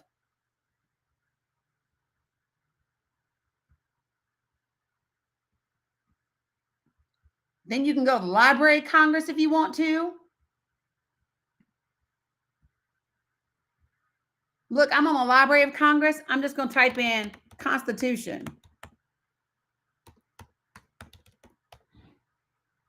Whoop, there it is. Y'all mad about something that might not have ever been on the damn White House's website to start with.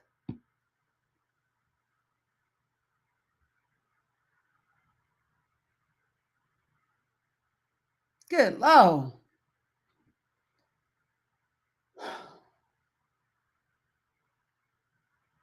This is how they got away with this shit for the last 12 years, y'all. You realize that, right?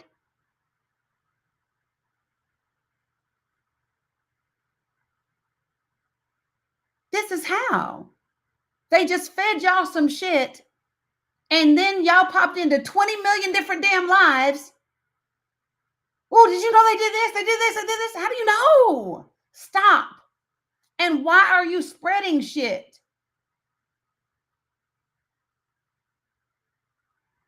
This is why I keep saying to people, if it is not helpful, if it is not action oriented, if it is not whatever, if it's some shit you just heard or you saw in another live and you haven't checked it out for yourself, don't come in here spreading it.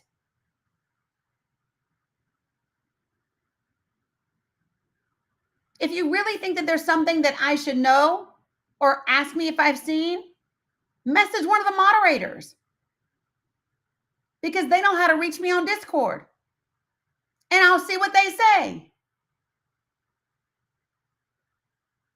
That's how you do it.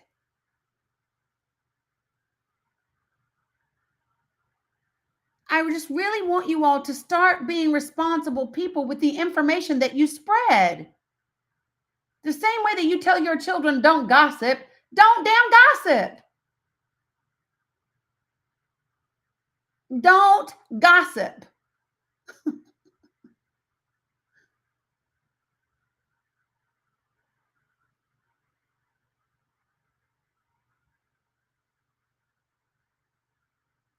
We have to be, so listen, there is this fine line that we have to walk, y'all. The fine line is staying in touch and being informed, not to the degree of being overwhelmed. Informed, but not overwhelmed. And then when you get the information, you go and you fact check it. I don't watch a lot of news, but I've told people, the people that I think I follow, I like BBC News, right? BBC, ProPublica, Politico, PBS, NPR. Those are the main ones that I can think of right off the top of my head.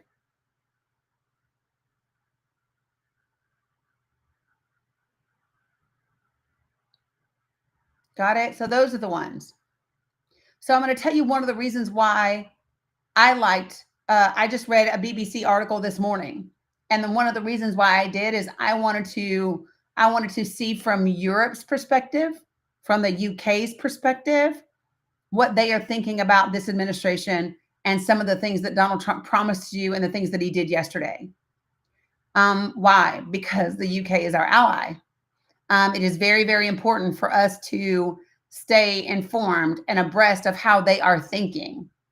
And I will tell you, when you start to see your allies talking about becoming more self-sufficient and not relying on us so much, guys, I'm just going to tell you something. This is not a good thing. 'Tis not a good thing.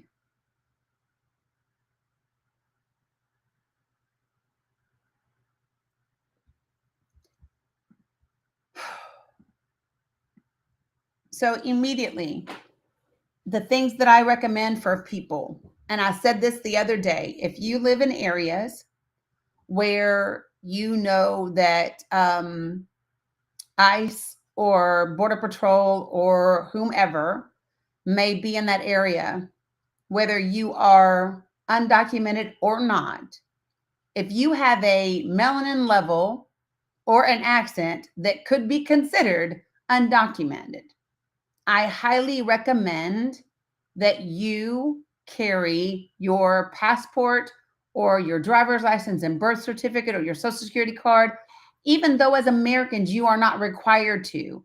I would recommend that you do, because better safe than sorry. You do not want to get into the system and then have to try to get out. Black people know that. We don't try to go because we don't know if we're getting out.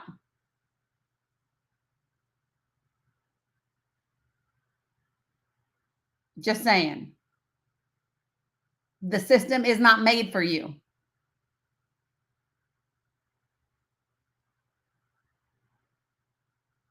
Okay? So again, that is a helpful tidbit that I can offer to people. That is just my recommendation. Yes, what I said is American citizens are not required to quote unquote keep your papers on you, right? To prove citizenship. But if you live in an area where you've already heard reports or seen reports that ICE is there and all of those things, and if you have a melanin level or an accent that someone might think that you are not, no, as an American citizen, you do not have to carry ID. No, you do not. Nor do you have to show the police your ID when they ask for it. No, you do not. No, they don't. Those are your rights. No, you don't. But here's what I'm going to tell you. If you are of a melanin level or an accent that somebody might think you could be undocumented, I would recommend having your damn papers on you. I would recommend having your birth certificate, your driver's license, your passport. I would recommend having those things on you to be safe rather than to be sorry. That's what I would recommend. And you might think, well, I'm an American. I don't got to do shit. Listen, you don't gotta, but you might want to. And memorize your damn lawyer's phone number.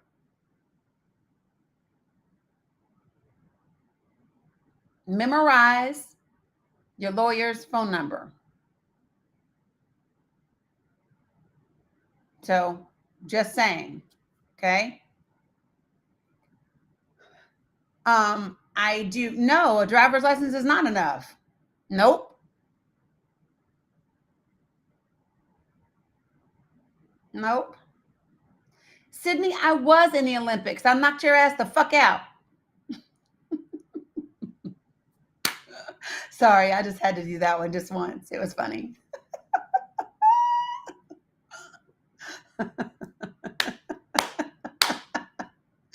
Oh, Lord, B. Sometimes when they act foolish, you just have to be foolish right along with them.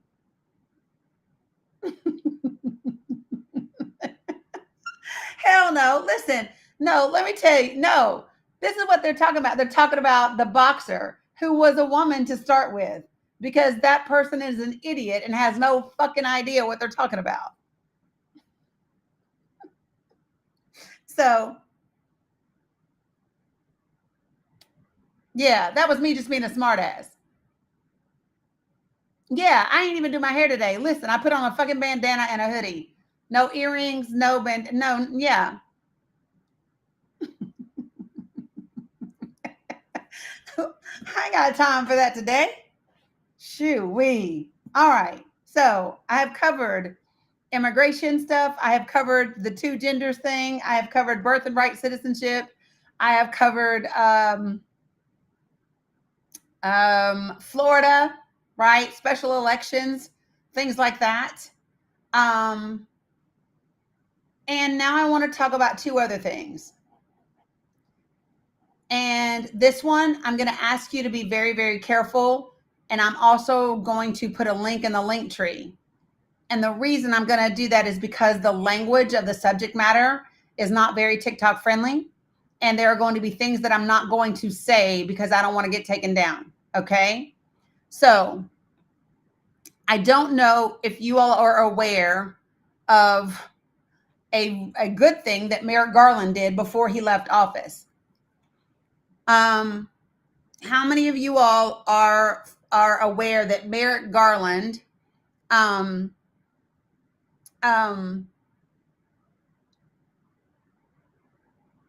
don't know what that notification is. Sorry, guys. Merrick Garland rescinded the federal government's unaliving penalty protocol. Did you know that? So Donald Trump has promised, right, that, and he did an executive order yesterday directing the Department of Justice to help states obtain lethal unaliving things, right, to put into IVs, and to launch a whole new round of capital prosecutions, right? He actually was wanting those to be unalivings, right? And so what Merrick Garland did just 5 days before leaving office was he rescinded the federal government's protocols for the unaliving penalty. Okay. And that's a big deal because Merrick Garland, that he was the attorney general. So let me say this, and this part is really, really important. Okay. So under the first Trump administration, so what's up, Jessica Simone? So just so that you guys know, you're good. So just so that you guys know, let me ask you this. How many of you all saw, oh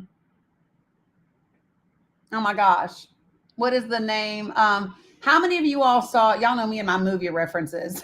I'm always referring to some movie for y'all. How many of you all saw Law Abiding Citizen? How many of you all saw that movie with Jamie Foxx and what's his face? You saw it? Anybody else see Law Abiding Citizen? Great. So you remember the one guy that was being unalived in the prison, right? And you remember when the guy changed the order of the things that went into the IV? You know what I'm talking about? The liquid that went into the IV, right? And he changed the order in it and it caused it to do what it did. Okay, so listen, those three things are the most humane way to do the unaliving penalty. Okay, those specific three things.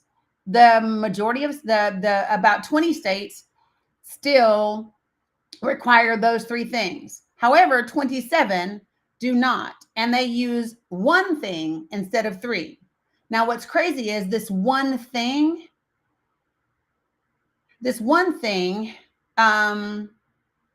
they did a whole report, and I have the report on it, where this one thing that they use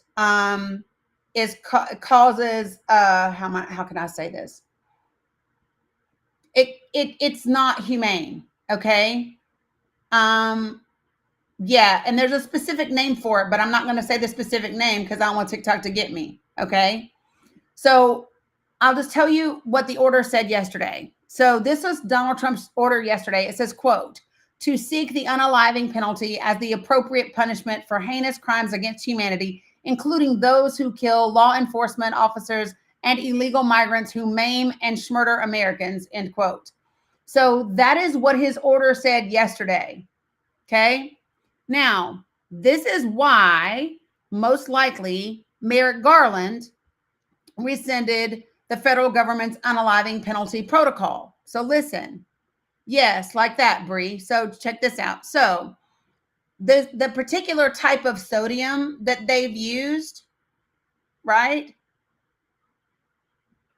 They say that it's supposed to just slow the brain and the nervous system down, right? That is not what happened. So they did a bunch of autopsies on the 13 people under Barr. So listen, under Barr during Trump's first administration, they unalived 13 people using this thing. They did it, okay? Nobody knows where they actually obtained this from and whether they did so legally because okay, so listen, apparently Absolute Standards is the company in Connecticut that was listed as the federal government supplier. But it turns out that Absolute Standards, which is the name of the company, quote, has been registered with the DEA since August of 2018 to produce this one thing, but they are not authorized, quote unquote, for human use.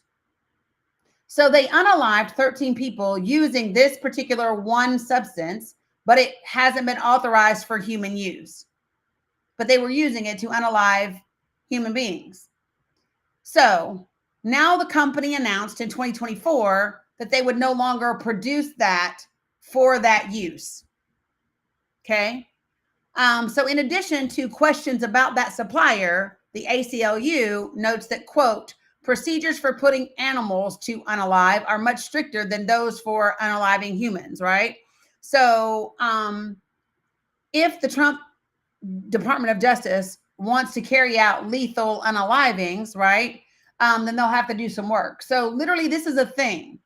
This is a thing, and it's something that no one is talking about that I really wish people would talk about. Because in his first term, right, in his first term, quote, the Justice Department sanitized the accounts of the unalivings carried out in 2020 and 2021 by the Barr DOJ. And the government lawyers said that the process of unaliving by that injection was like falling asleep. They called it like the final breaths they said were snores, but that is not the case at all. What they actually say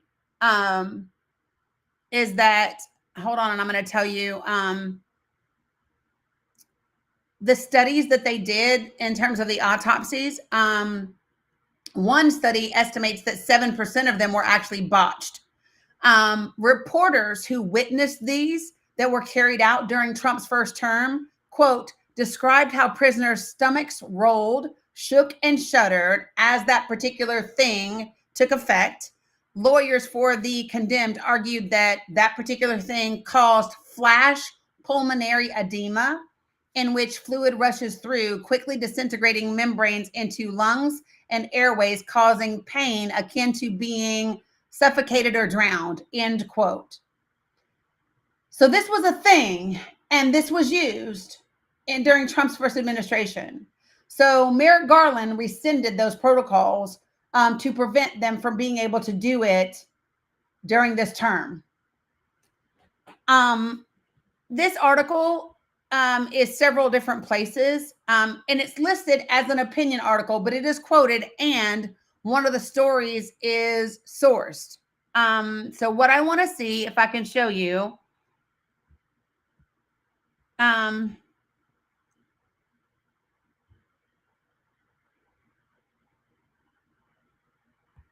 hold on, let me see if I can show you.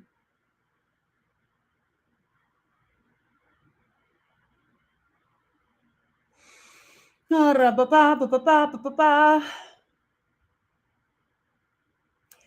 in 2020, there was an NPR review of more than 200 post-unaliving autopsies and it found signs of pulmonary edema in 84% of the cases.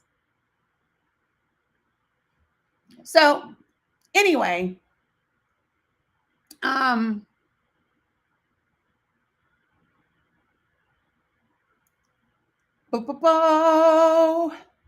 me see if I can find the thing for it. But anyway, I'm going to give you the addendum from the Justice Department and the review. So let me throw that in the link tree real quick for you. Yeah, Melissa Gray, that's the word. I just can't say it on TikTok. That's the word. So give me 1 second, and I'm going to put it into the link tree for you guys. Right, it's the cruelty. So that's, I wanted to mention this so that this is something that I don't think is being talked about enough. What I would recommend that you do is you find, I'm going to give you this one report. I'm going to recommend that you find others. I will find some others and put them in the link tree. But I really do believe that this is worth contacting your members of Congress for. This is worth talking about. I think that one of the things that we have lost is our humanity for each other. David, if you're on TikTok, the way that you go to my link tree is you go up here in this left-hand corner.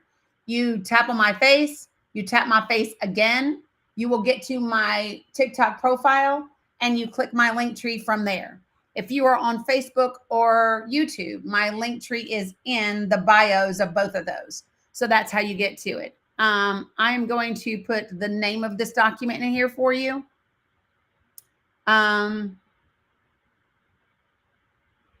So, and I'll add some more.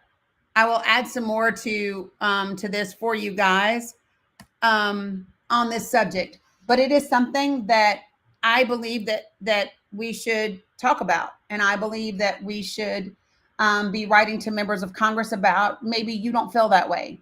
I can tell you about me. So, like I've told you all before, I have voted Republican. There are things on the Republican side that I really used to relate to and identify with, especially when I was in the military, right? 18 states have now sued to stop the executive order for birthright citizenship. So let me just say this, okay? I used to be somebody that supported the unaliving penalty. I don't anymore. I just don't. And I definitely don't when it's done inhumanely. And I definitely don't when it's done inhumanely. So I think that no matter what a person does, in our worst moments, we are still human beings. We are still human beings, right? I think that, you know, I, for one, believe that we should all be treated humanely. For me, that includes immigrants. For me, that includes undocumented immigrants and documented immigrants. For me, that includes citizens and non-citizens. I just believe that human beings should be treated as human beings. Call me crazy, but I can remember a time when, you know, people thought that different types of people were more humane than others. And some people still believe that, right? Some people think that there's, you know, eugenics, and some people think that different things make you different or more valuable or more whatever. Like when he says, you know, about unaliving a police officer, I'm just going to say this: while I am grateful for men and women who serve in the police force, their lives are not more valuable than anybody else's. I can see all the comments. You're welcome, David. So hear me when I say that, right? Well, no. So Alice, that's not, the birthright citizenship would not be retroactive. They were saying that it would start February 19th and moving forward.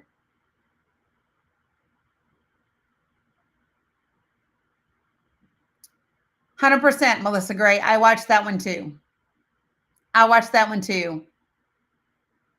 Yep.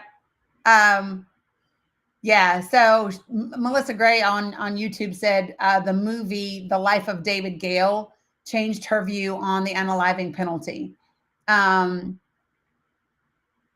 Yeah. I'm just telling you what the executive order said yesterday. So we'll dig into it some more, but that's my thing. So the last thing that I want to talk about today is Schedule F.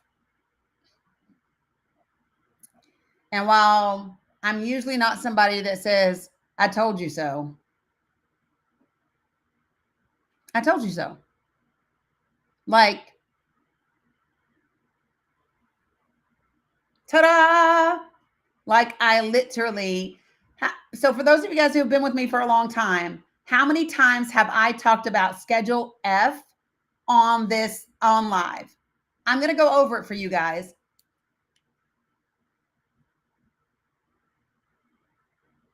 Many times.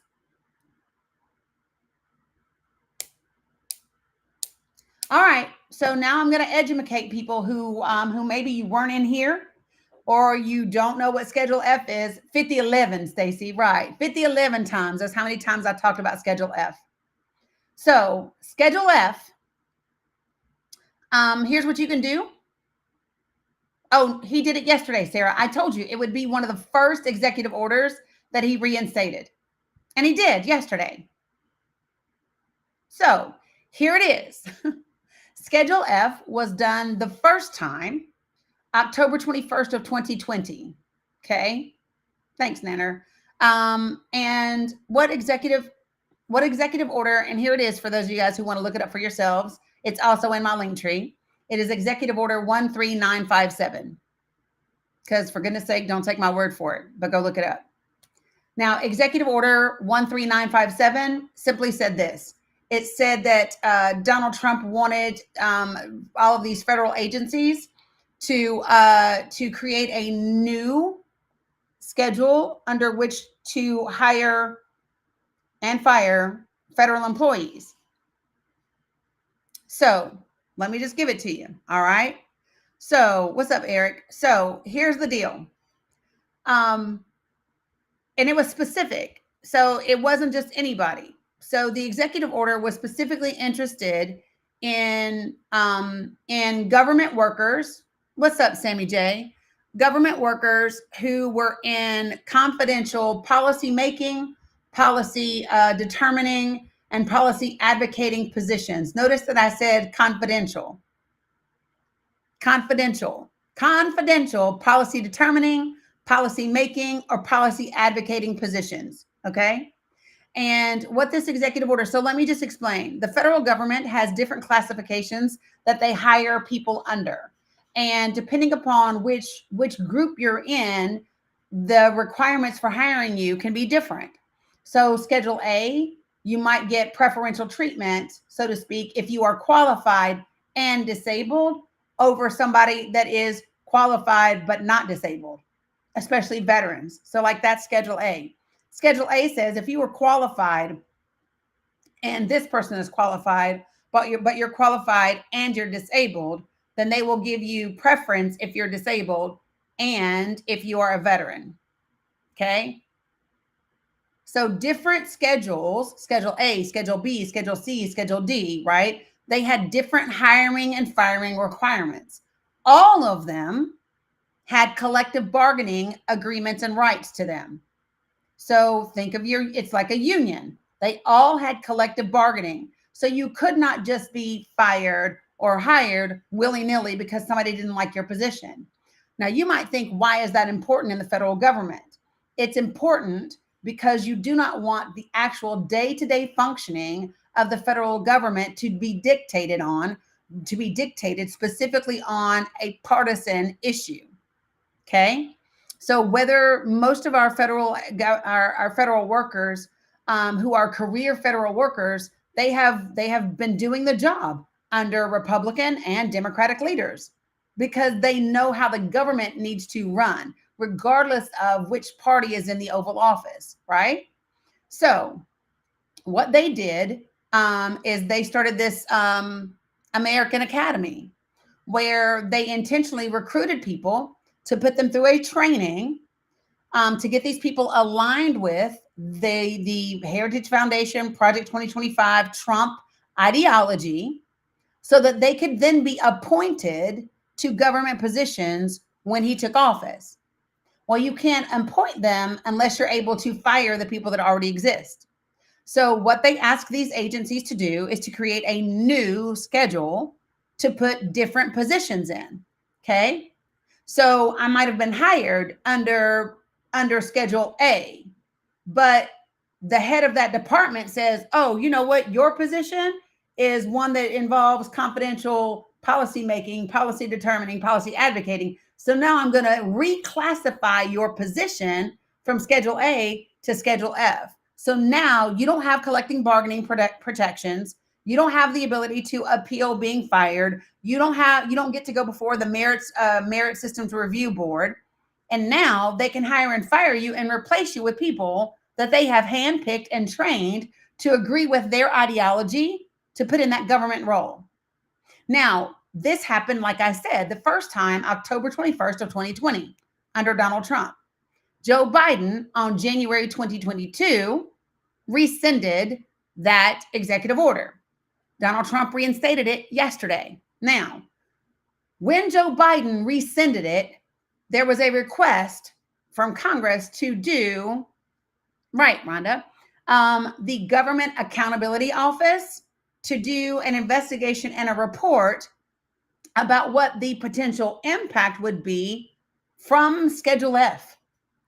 And it gets really willy-nilly and crazy, folks. But what I can tell you is one of the agencies, they had reclassified positions that it would have, as a matter of fact, it is the Office of Management and Budget that is run by Russell Voigt, right?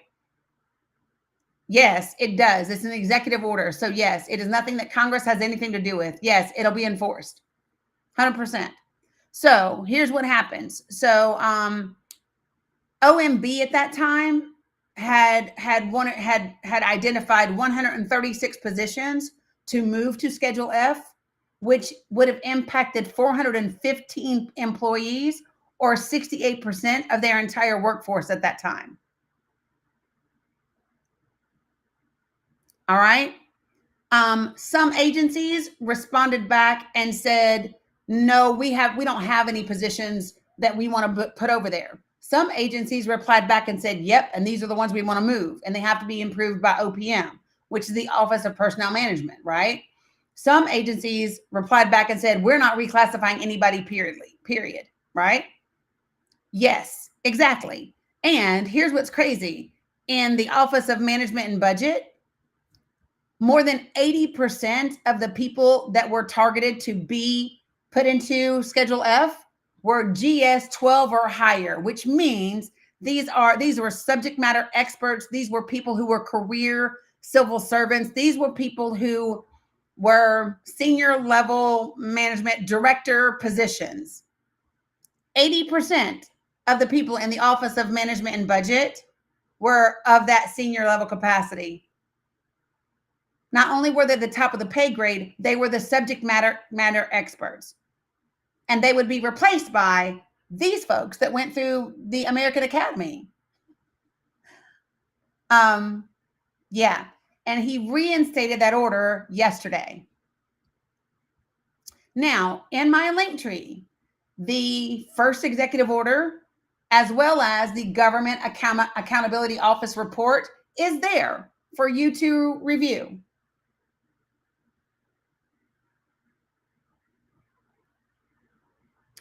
Some of the duties that these people might have been doing is substantive participating in developing or drafting regulations and guidance, supervising attorneys, substantial discretion to determine how agency functions were required by law, working with proposed regulations or other non-public policy proposals or deliberations covered by deliberative process privilege.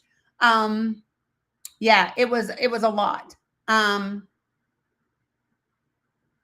Crazy. It was really crazy, but you can actually read. Yeah. I mean, that's the long and short of it. But like I said, this was put back into place yesterday.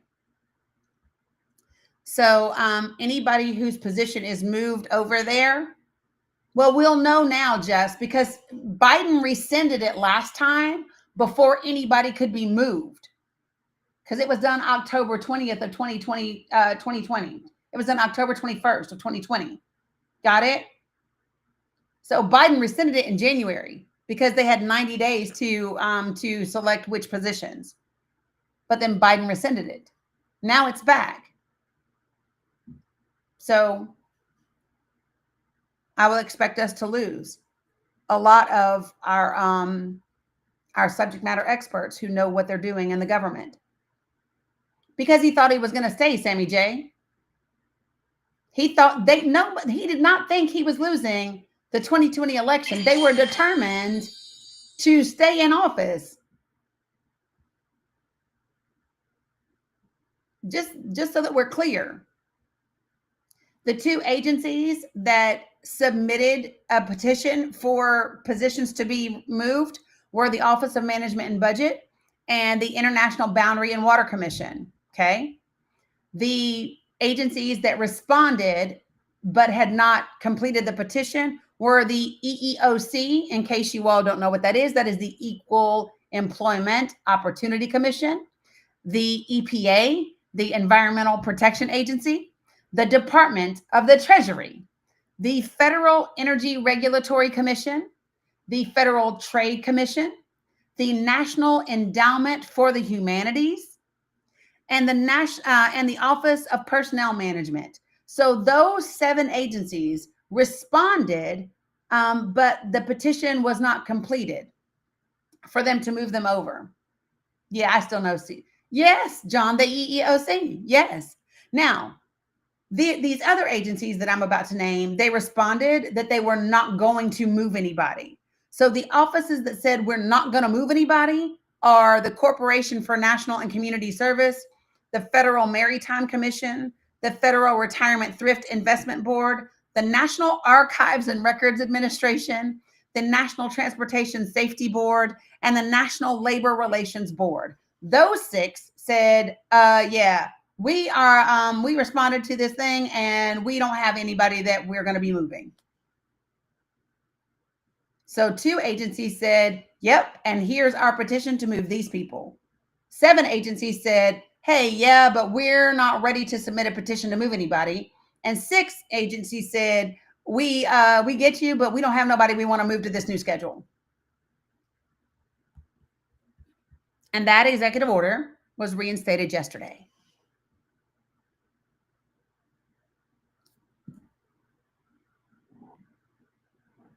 So those were the main things that I wanted to address today.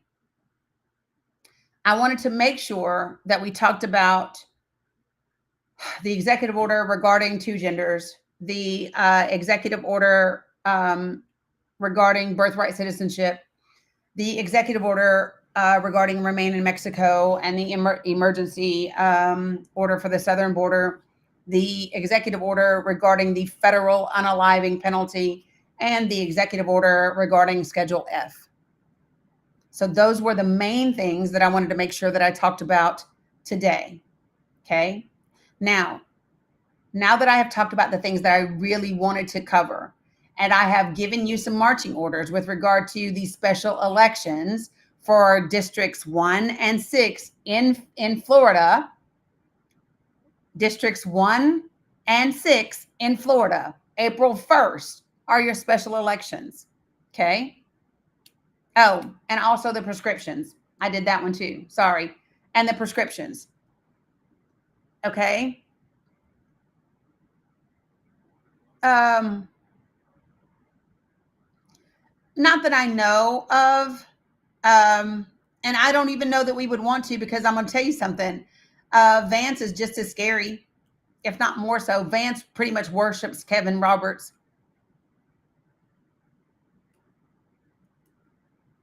All right. So since I've talked about those things, 1, 2, 3, 4, 5, 6, 7 of the 7, 8. So I also told you all he pulled us out of WHO and the Paris Accords. Now listen, we're not out of them like immediately, right? Oh, I know. I'm aware that Vance was picked. That's why he converted to Catholicism. So he can be Catholic, just like J.D. Vance. So again, listen, you need to understand that the WHO stuff and the Paris Accord stuff, like there's a time frame for those things, okay? And they don't happen automatically. I believe WHO is by the end of the year. No, Elon didn't pick him. No, the Heritage Boys picked him. Peter Thiel and then the Heritage Boys. That's who picked him, not Elon. Elon's just the money guy.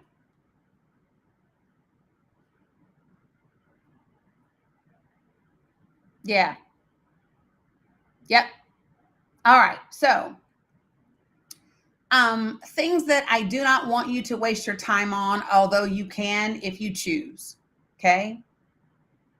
1, who gives a fuck about an air kiss? I do not care if Melania Trump allowed Donald Trump to kiss her yesterday or not.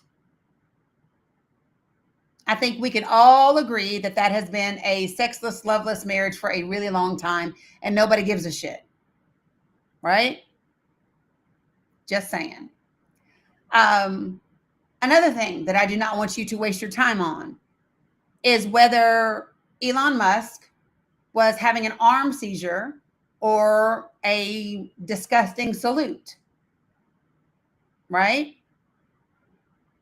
And the reason why is neither of those things matter. If it was what we saw it was, or if it was what they're trying to say it was, it doesn't change the agenda or what they want to do. So again, who gives a damn? No, it doesn't matter. What does it change? What does it change? It don't change nothing. If he is, he is.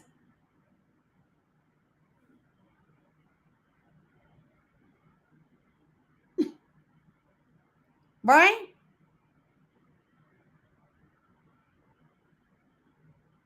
I'm just saying, listen, if I have seen your ass in a white hood, it does not matter to me if you burn crosses or not.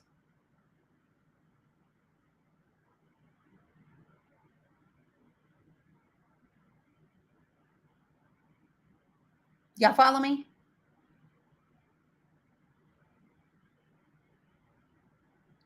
Just saying. The comments are going really fast, so I can't see in it. Right. It doesn't change the actions. Okay. Now, the other thing, I do not care if the man put his hand on a Bible or not, because he still don't know Jesus. It don't matter. We have always known from 2 Corinthians and the Bible upside down, and he's never asked for forgiveness, that he does not know Jesus. No surprise. So who cares if you put his hand on the Bible or not? Because people who are actual Christians in terms of being followers of Christ wouldn't be following his ass by now anyway.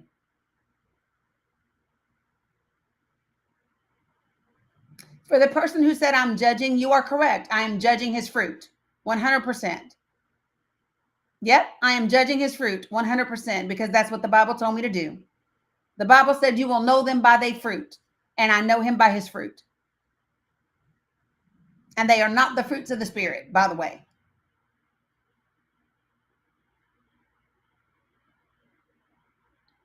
Yeah, so let me be clear. Are you judging him, Danny? I sure the fuck am. I'm judging his fruit, not his salvation. Learn the difference. People, learn the difference. The Bible said you should discern. You should judge. You should evaluate that fruit. Whether he go to hell or not ain't none of my business. I don't care. I know a lot of people, though. Y'all going to be showing up and Jesus going to be like, who? Who? Nah, I don't know them. Send them back. They're going to be like, Jesus, so-and-so knocking on the door. Who? Nah, man, don't open the gate. Don't open the gate. I don't know him. But he said he did this for you. I said I don't know him. But Jesus, he said he ran for office because of you. And he said, I told you I don't know him. Just because that joker said my name don't mean I know him.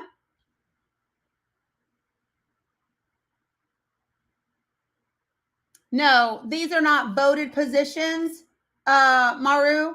These are appointments and hired positions.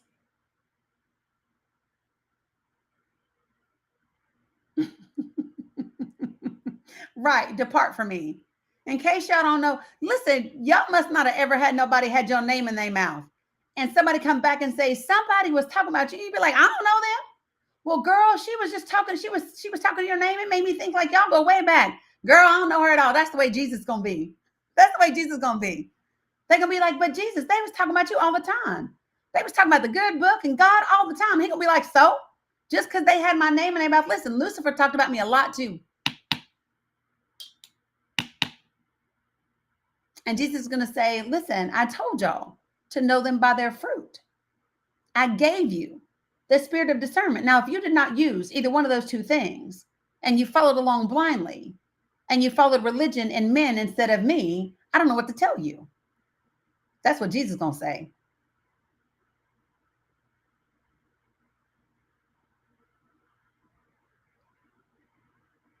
Oh, I already know when it was created. Be young. But I'm going to address people by the faith in which they speak.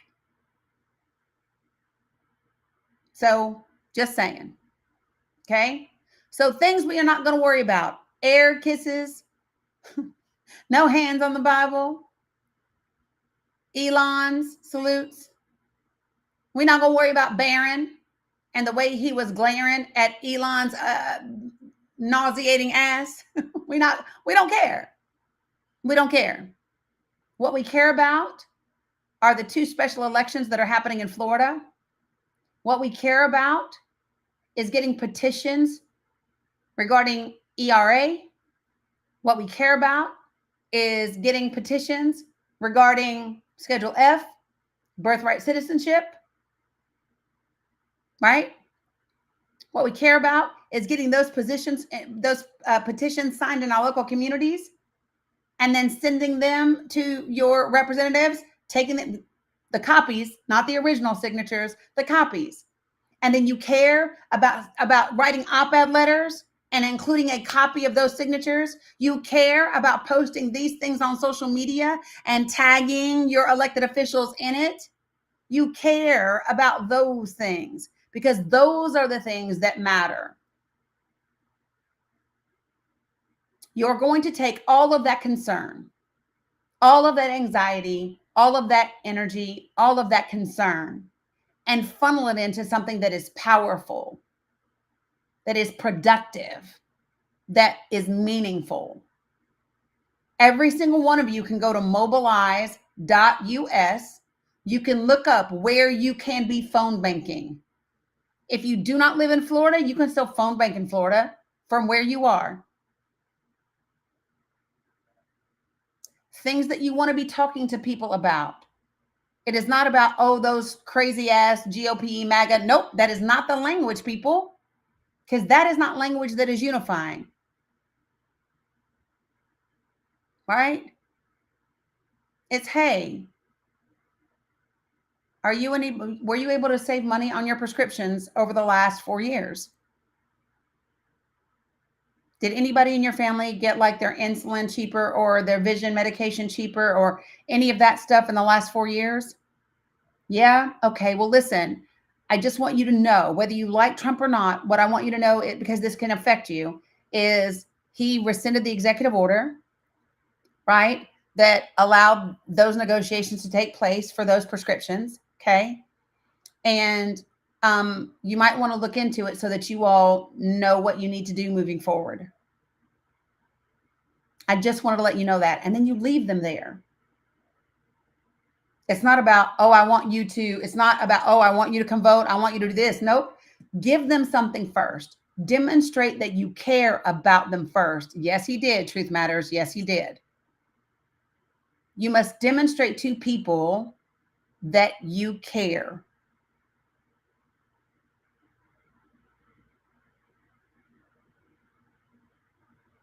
And then you have permission to ask in return. Got it? Those of you all who said that you are on the ACA and you depend on it for your life, that's the story that you tell. That's the experience that you tell the people around you.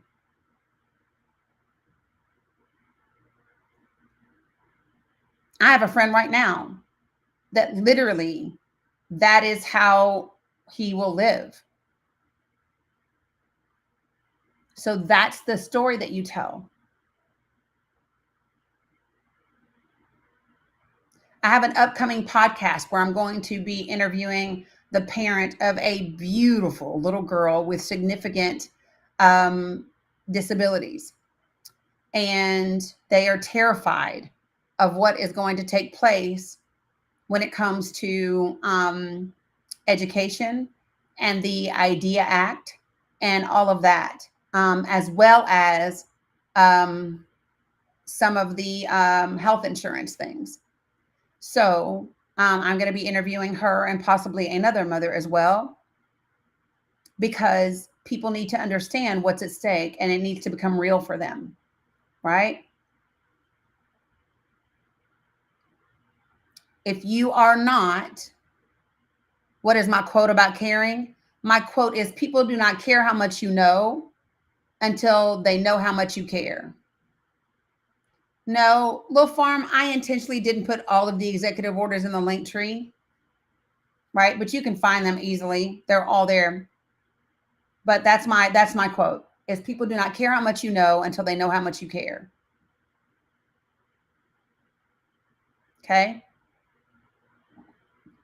So what I'm going to ask of you, because we have no idea what is going to be happening in terms of social media and all the things. So make sure that you have done a couple of things, okay? Number one, make sure that you have joined my Discord. If you go to my link tree, there is a link to my Discord. Click that link or copy it and paste it into a new browser and join my Discord. That would be number one. Number two, in my link tree, there is a Google form that says Danny Cooks TikTok folks.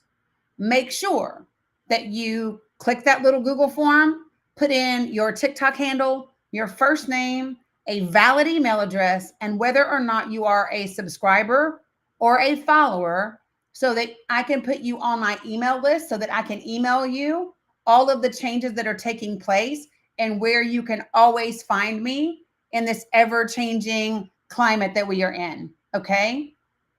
Number three, make sure you are following me across the board, right? The podcast that I do is on whatever your preferred podcast platform is. So if you listen to Spotify, Apple Podcasts, Amazon Music, Audible, iHeart, whatever, the Danny Cook Show podcast is there. I highly recommend you download that as well, okay?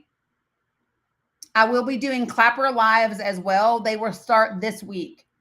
I am working diligently to get everything organized so that I can get emails sent out, subscription, a new way for subscribers to get subscribed, and all of those things. So yes, I will be doing Clapper Lives as well.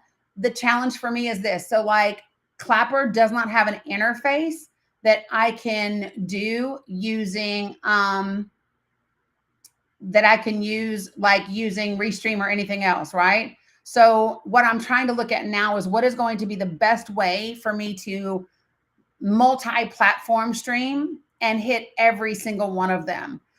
So that's what I'm trying to kind of figure out now. So right now I'm doing the three: YouTube, Facebook, and TikTok.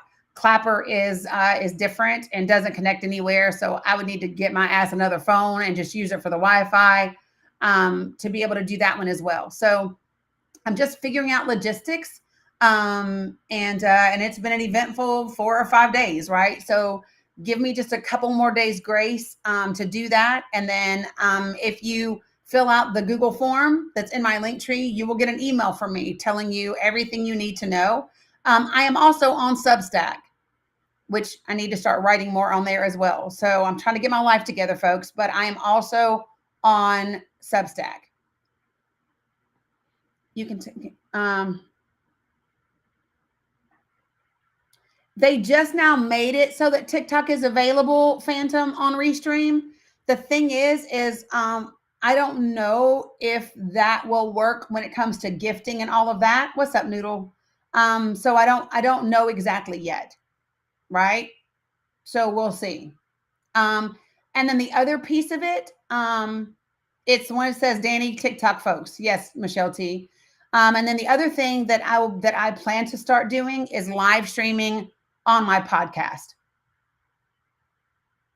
I just think that is important, right? So in addition to the pre-recorded podcast episodes, I'm going to be live streaming on the podcast as well.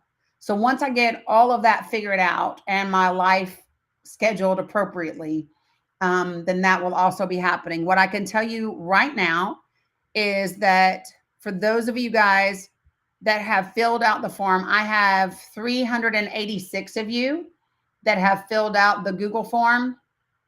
Which topic of Substack? I don't know. Just do the Danny Cook. That's how you find me everywhere. It's just the Danny Cook. Okay. All right. So folks, it is almost 2 p.m. Eastern Standard Time, which is my normal cutoff time. Awesome. Love that. So if you are doing the form, please make sure that you put, what's up, no hate. Please make sure that you put your TikTok handle, your first name, a valid email address, and then whether you are a subscriber or a follower, so I know.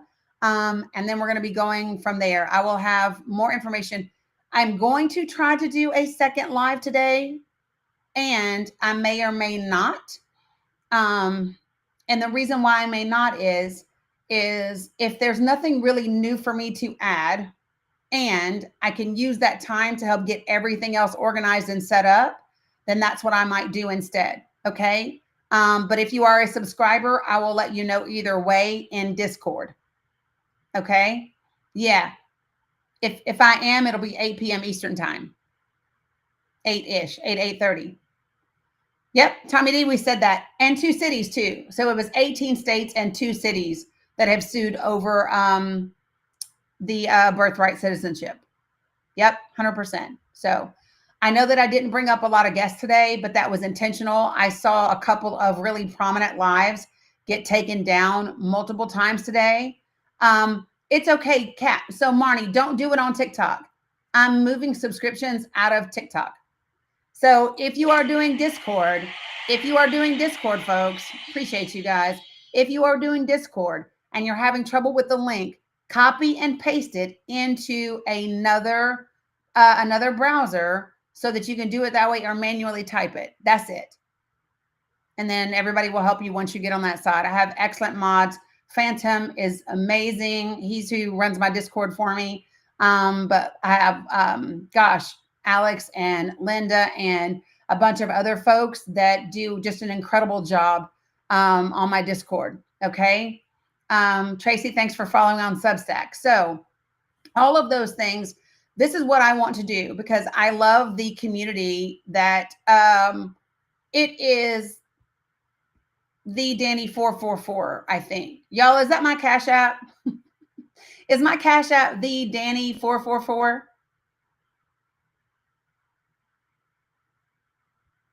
I think so. And then my Venmo is Danny-Cook-11. Yes, that is my Cash App, y'all. I don't be remembering. Okay. So if I'm coming back today, it will be about 8 p.m. Eastern Standard Time. If not, just know that I am working on everything else. Perfect, Sammy J. Appreciate it. So for me, I just need to get organized. This is my thing. I do not want to be reliant on TikTok or anyone else to ensure that our community stays together. We have a really core group of subscribers and people that are together that I believe can be serious work, advocates and movement shakers. And so I want to make sure that we are enabled and we can stay together regardless. So I appreciate that almost 400 of you have signed up to be on my email list and all the things. So we are going to stay connected. We are going to stay informed. We are not going to get overwhelmed, and we are going to focus on the actions that we can do. My wrap yesterday was amazing. So for the person who asked me, Tassilis, if you live in Atlanta, Georgia, or you visit Atlanta, Georgia, you want to head on down to the hood off of Ralph Abernathy Road, and you want to go to Tassilis Raw Reality and get a kale wrap. They are the best in the world. I would recommend doing a mixed.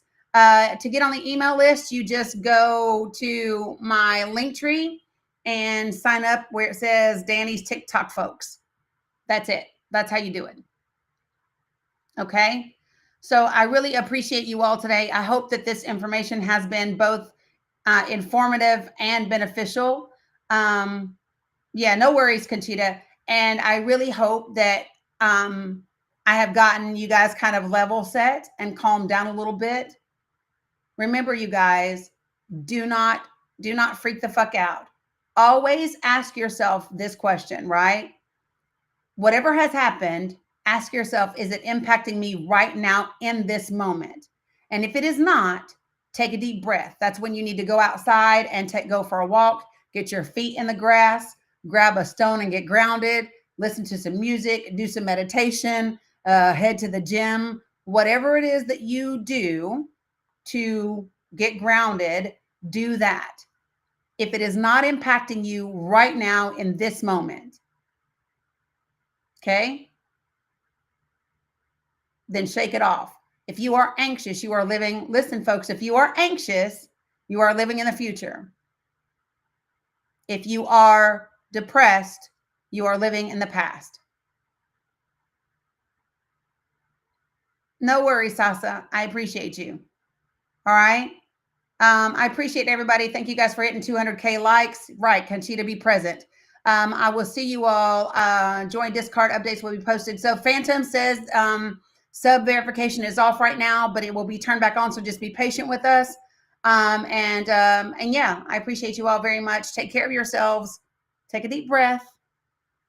We are okay. It's not even that we're going to be okay. We are okay.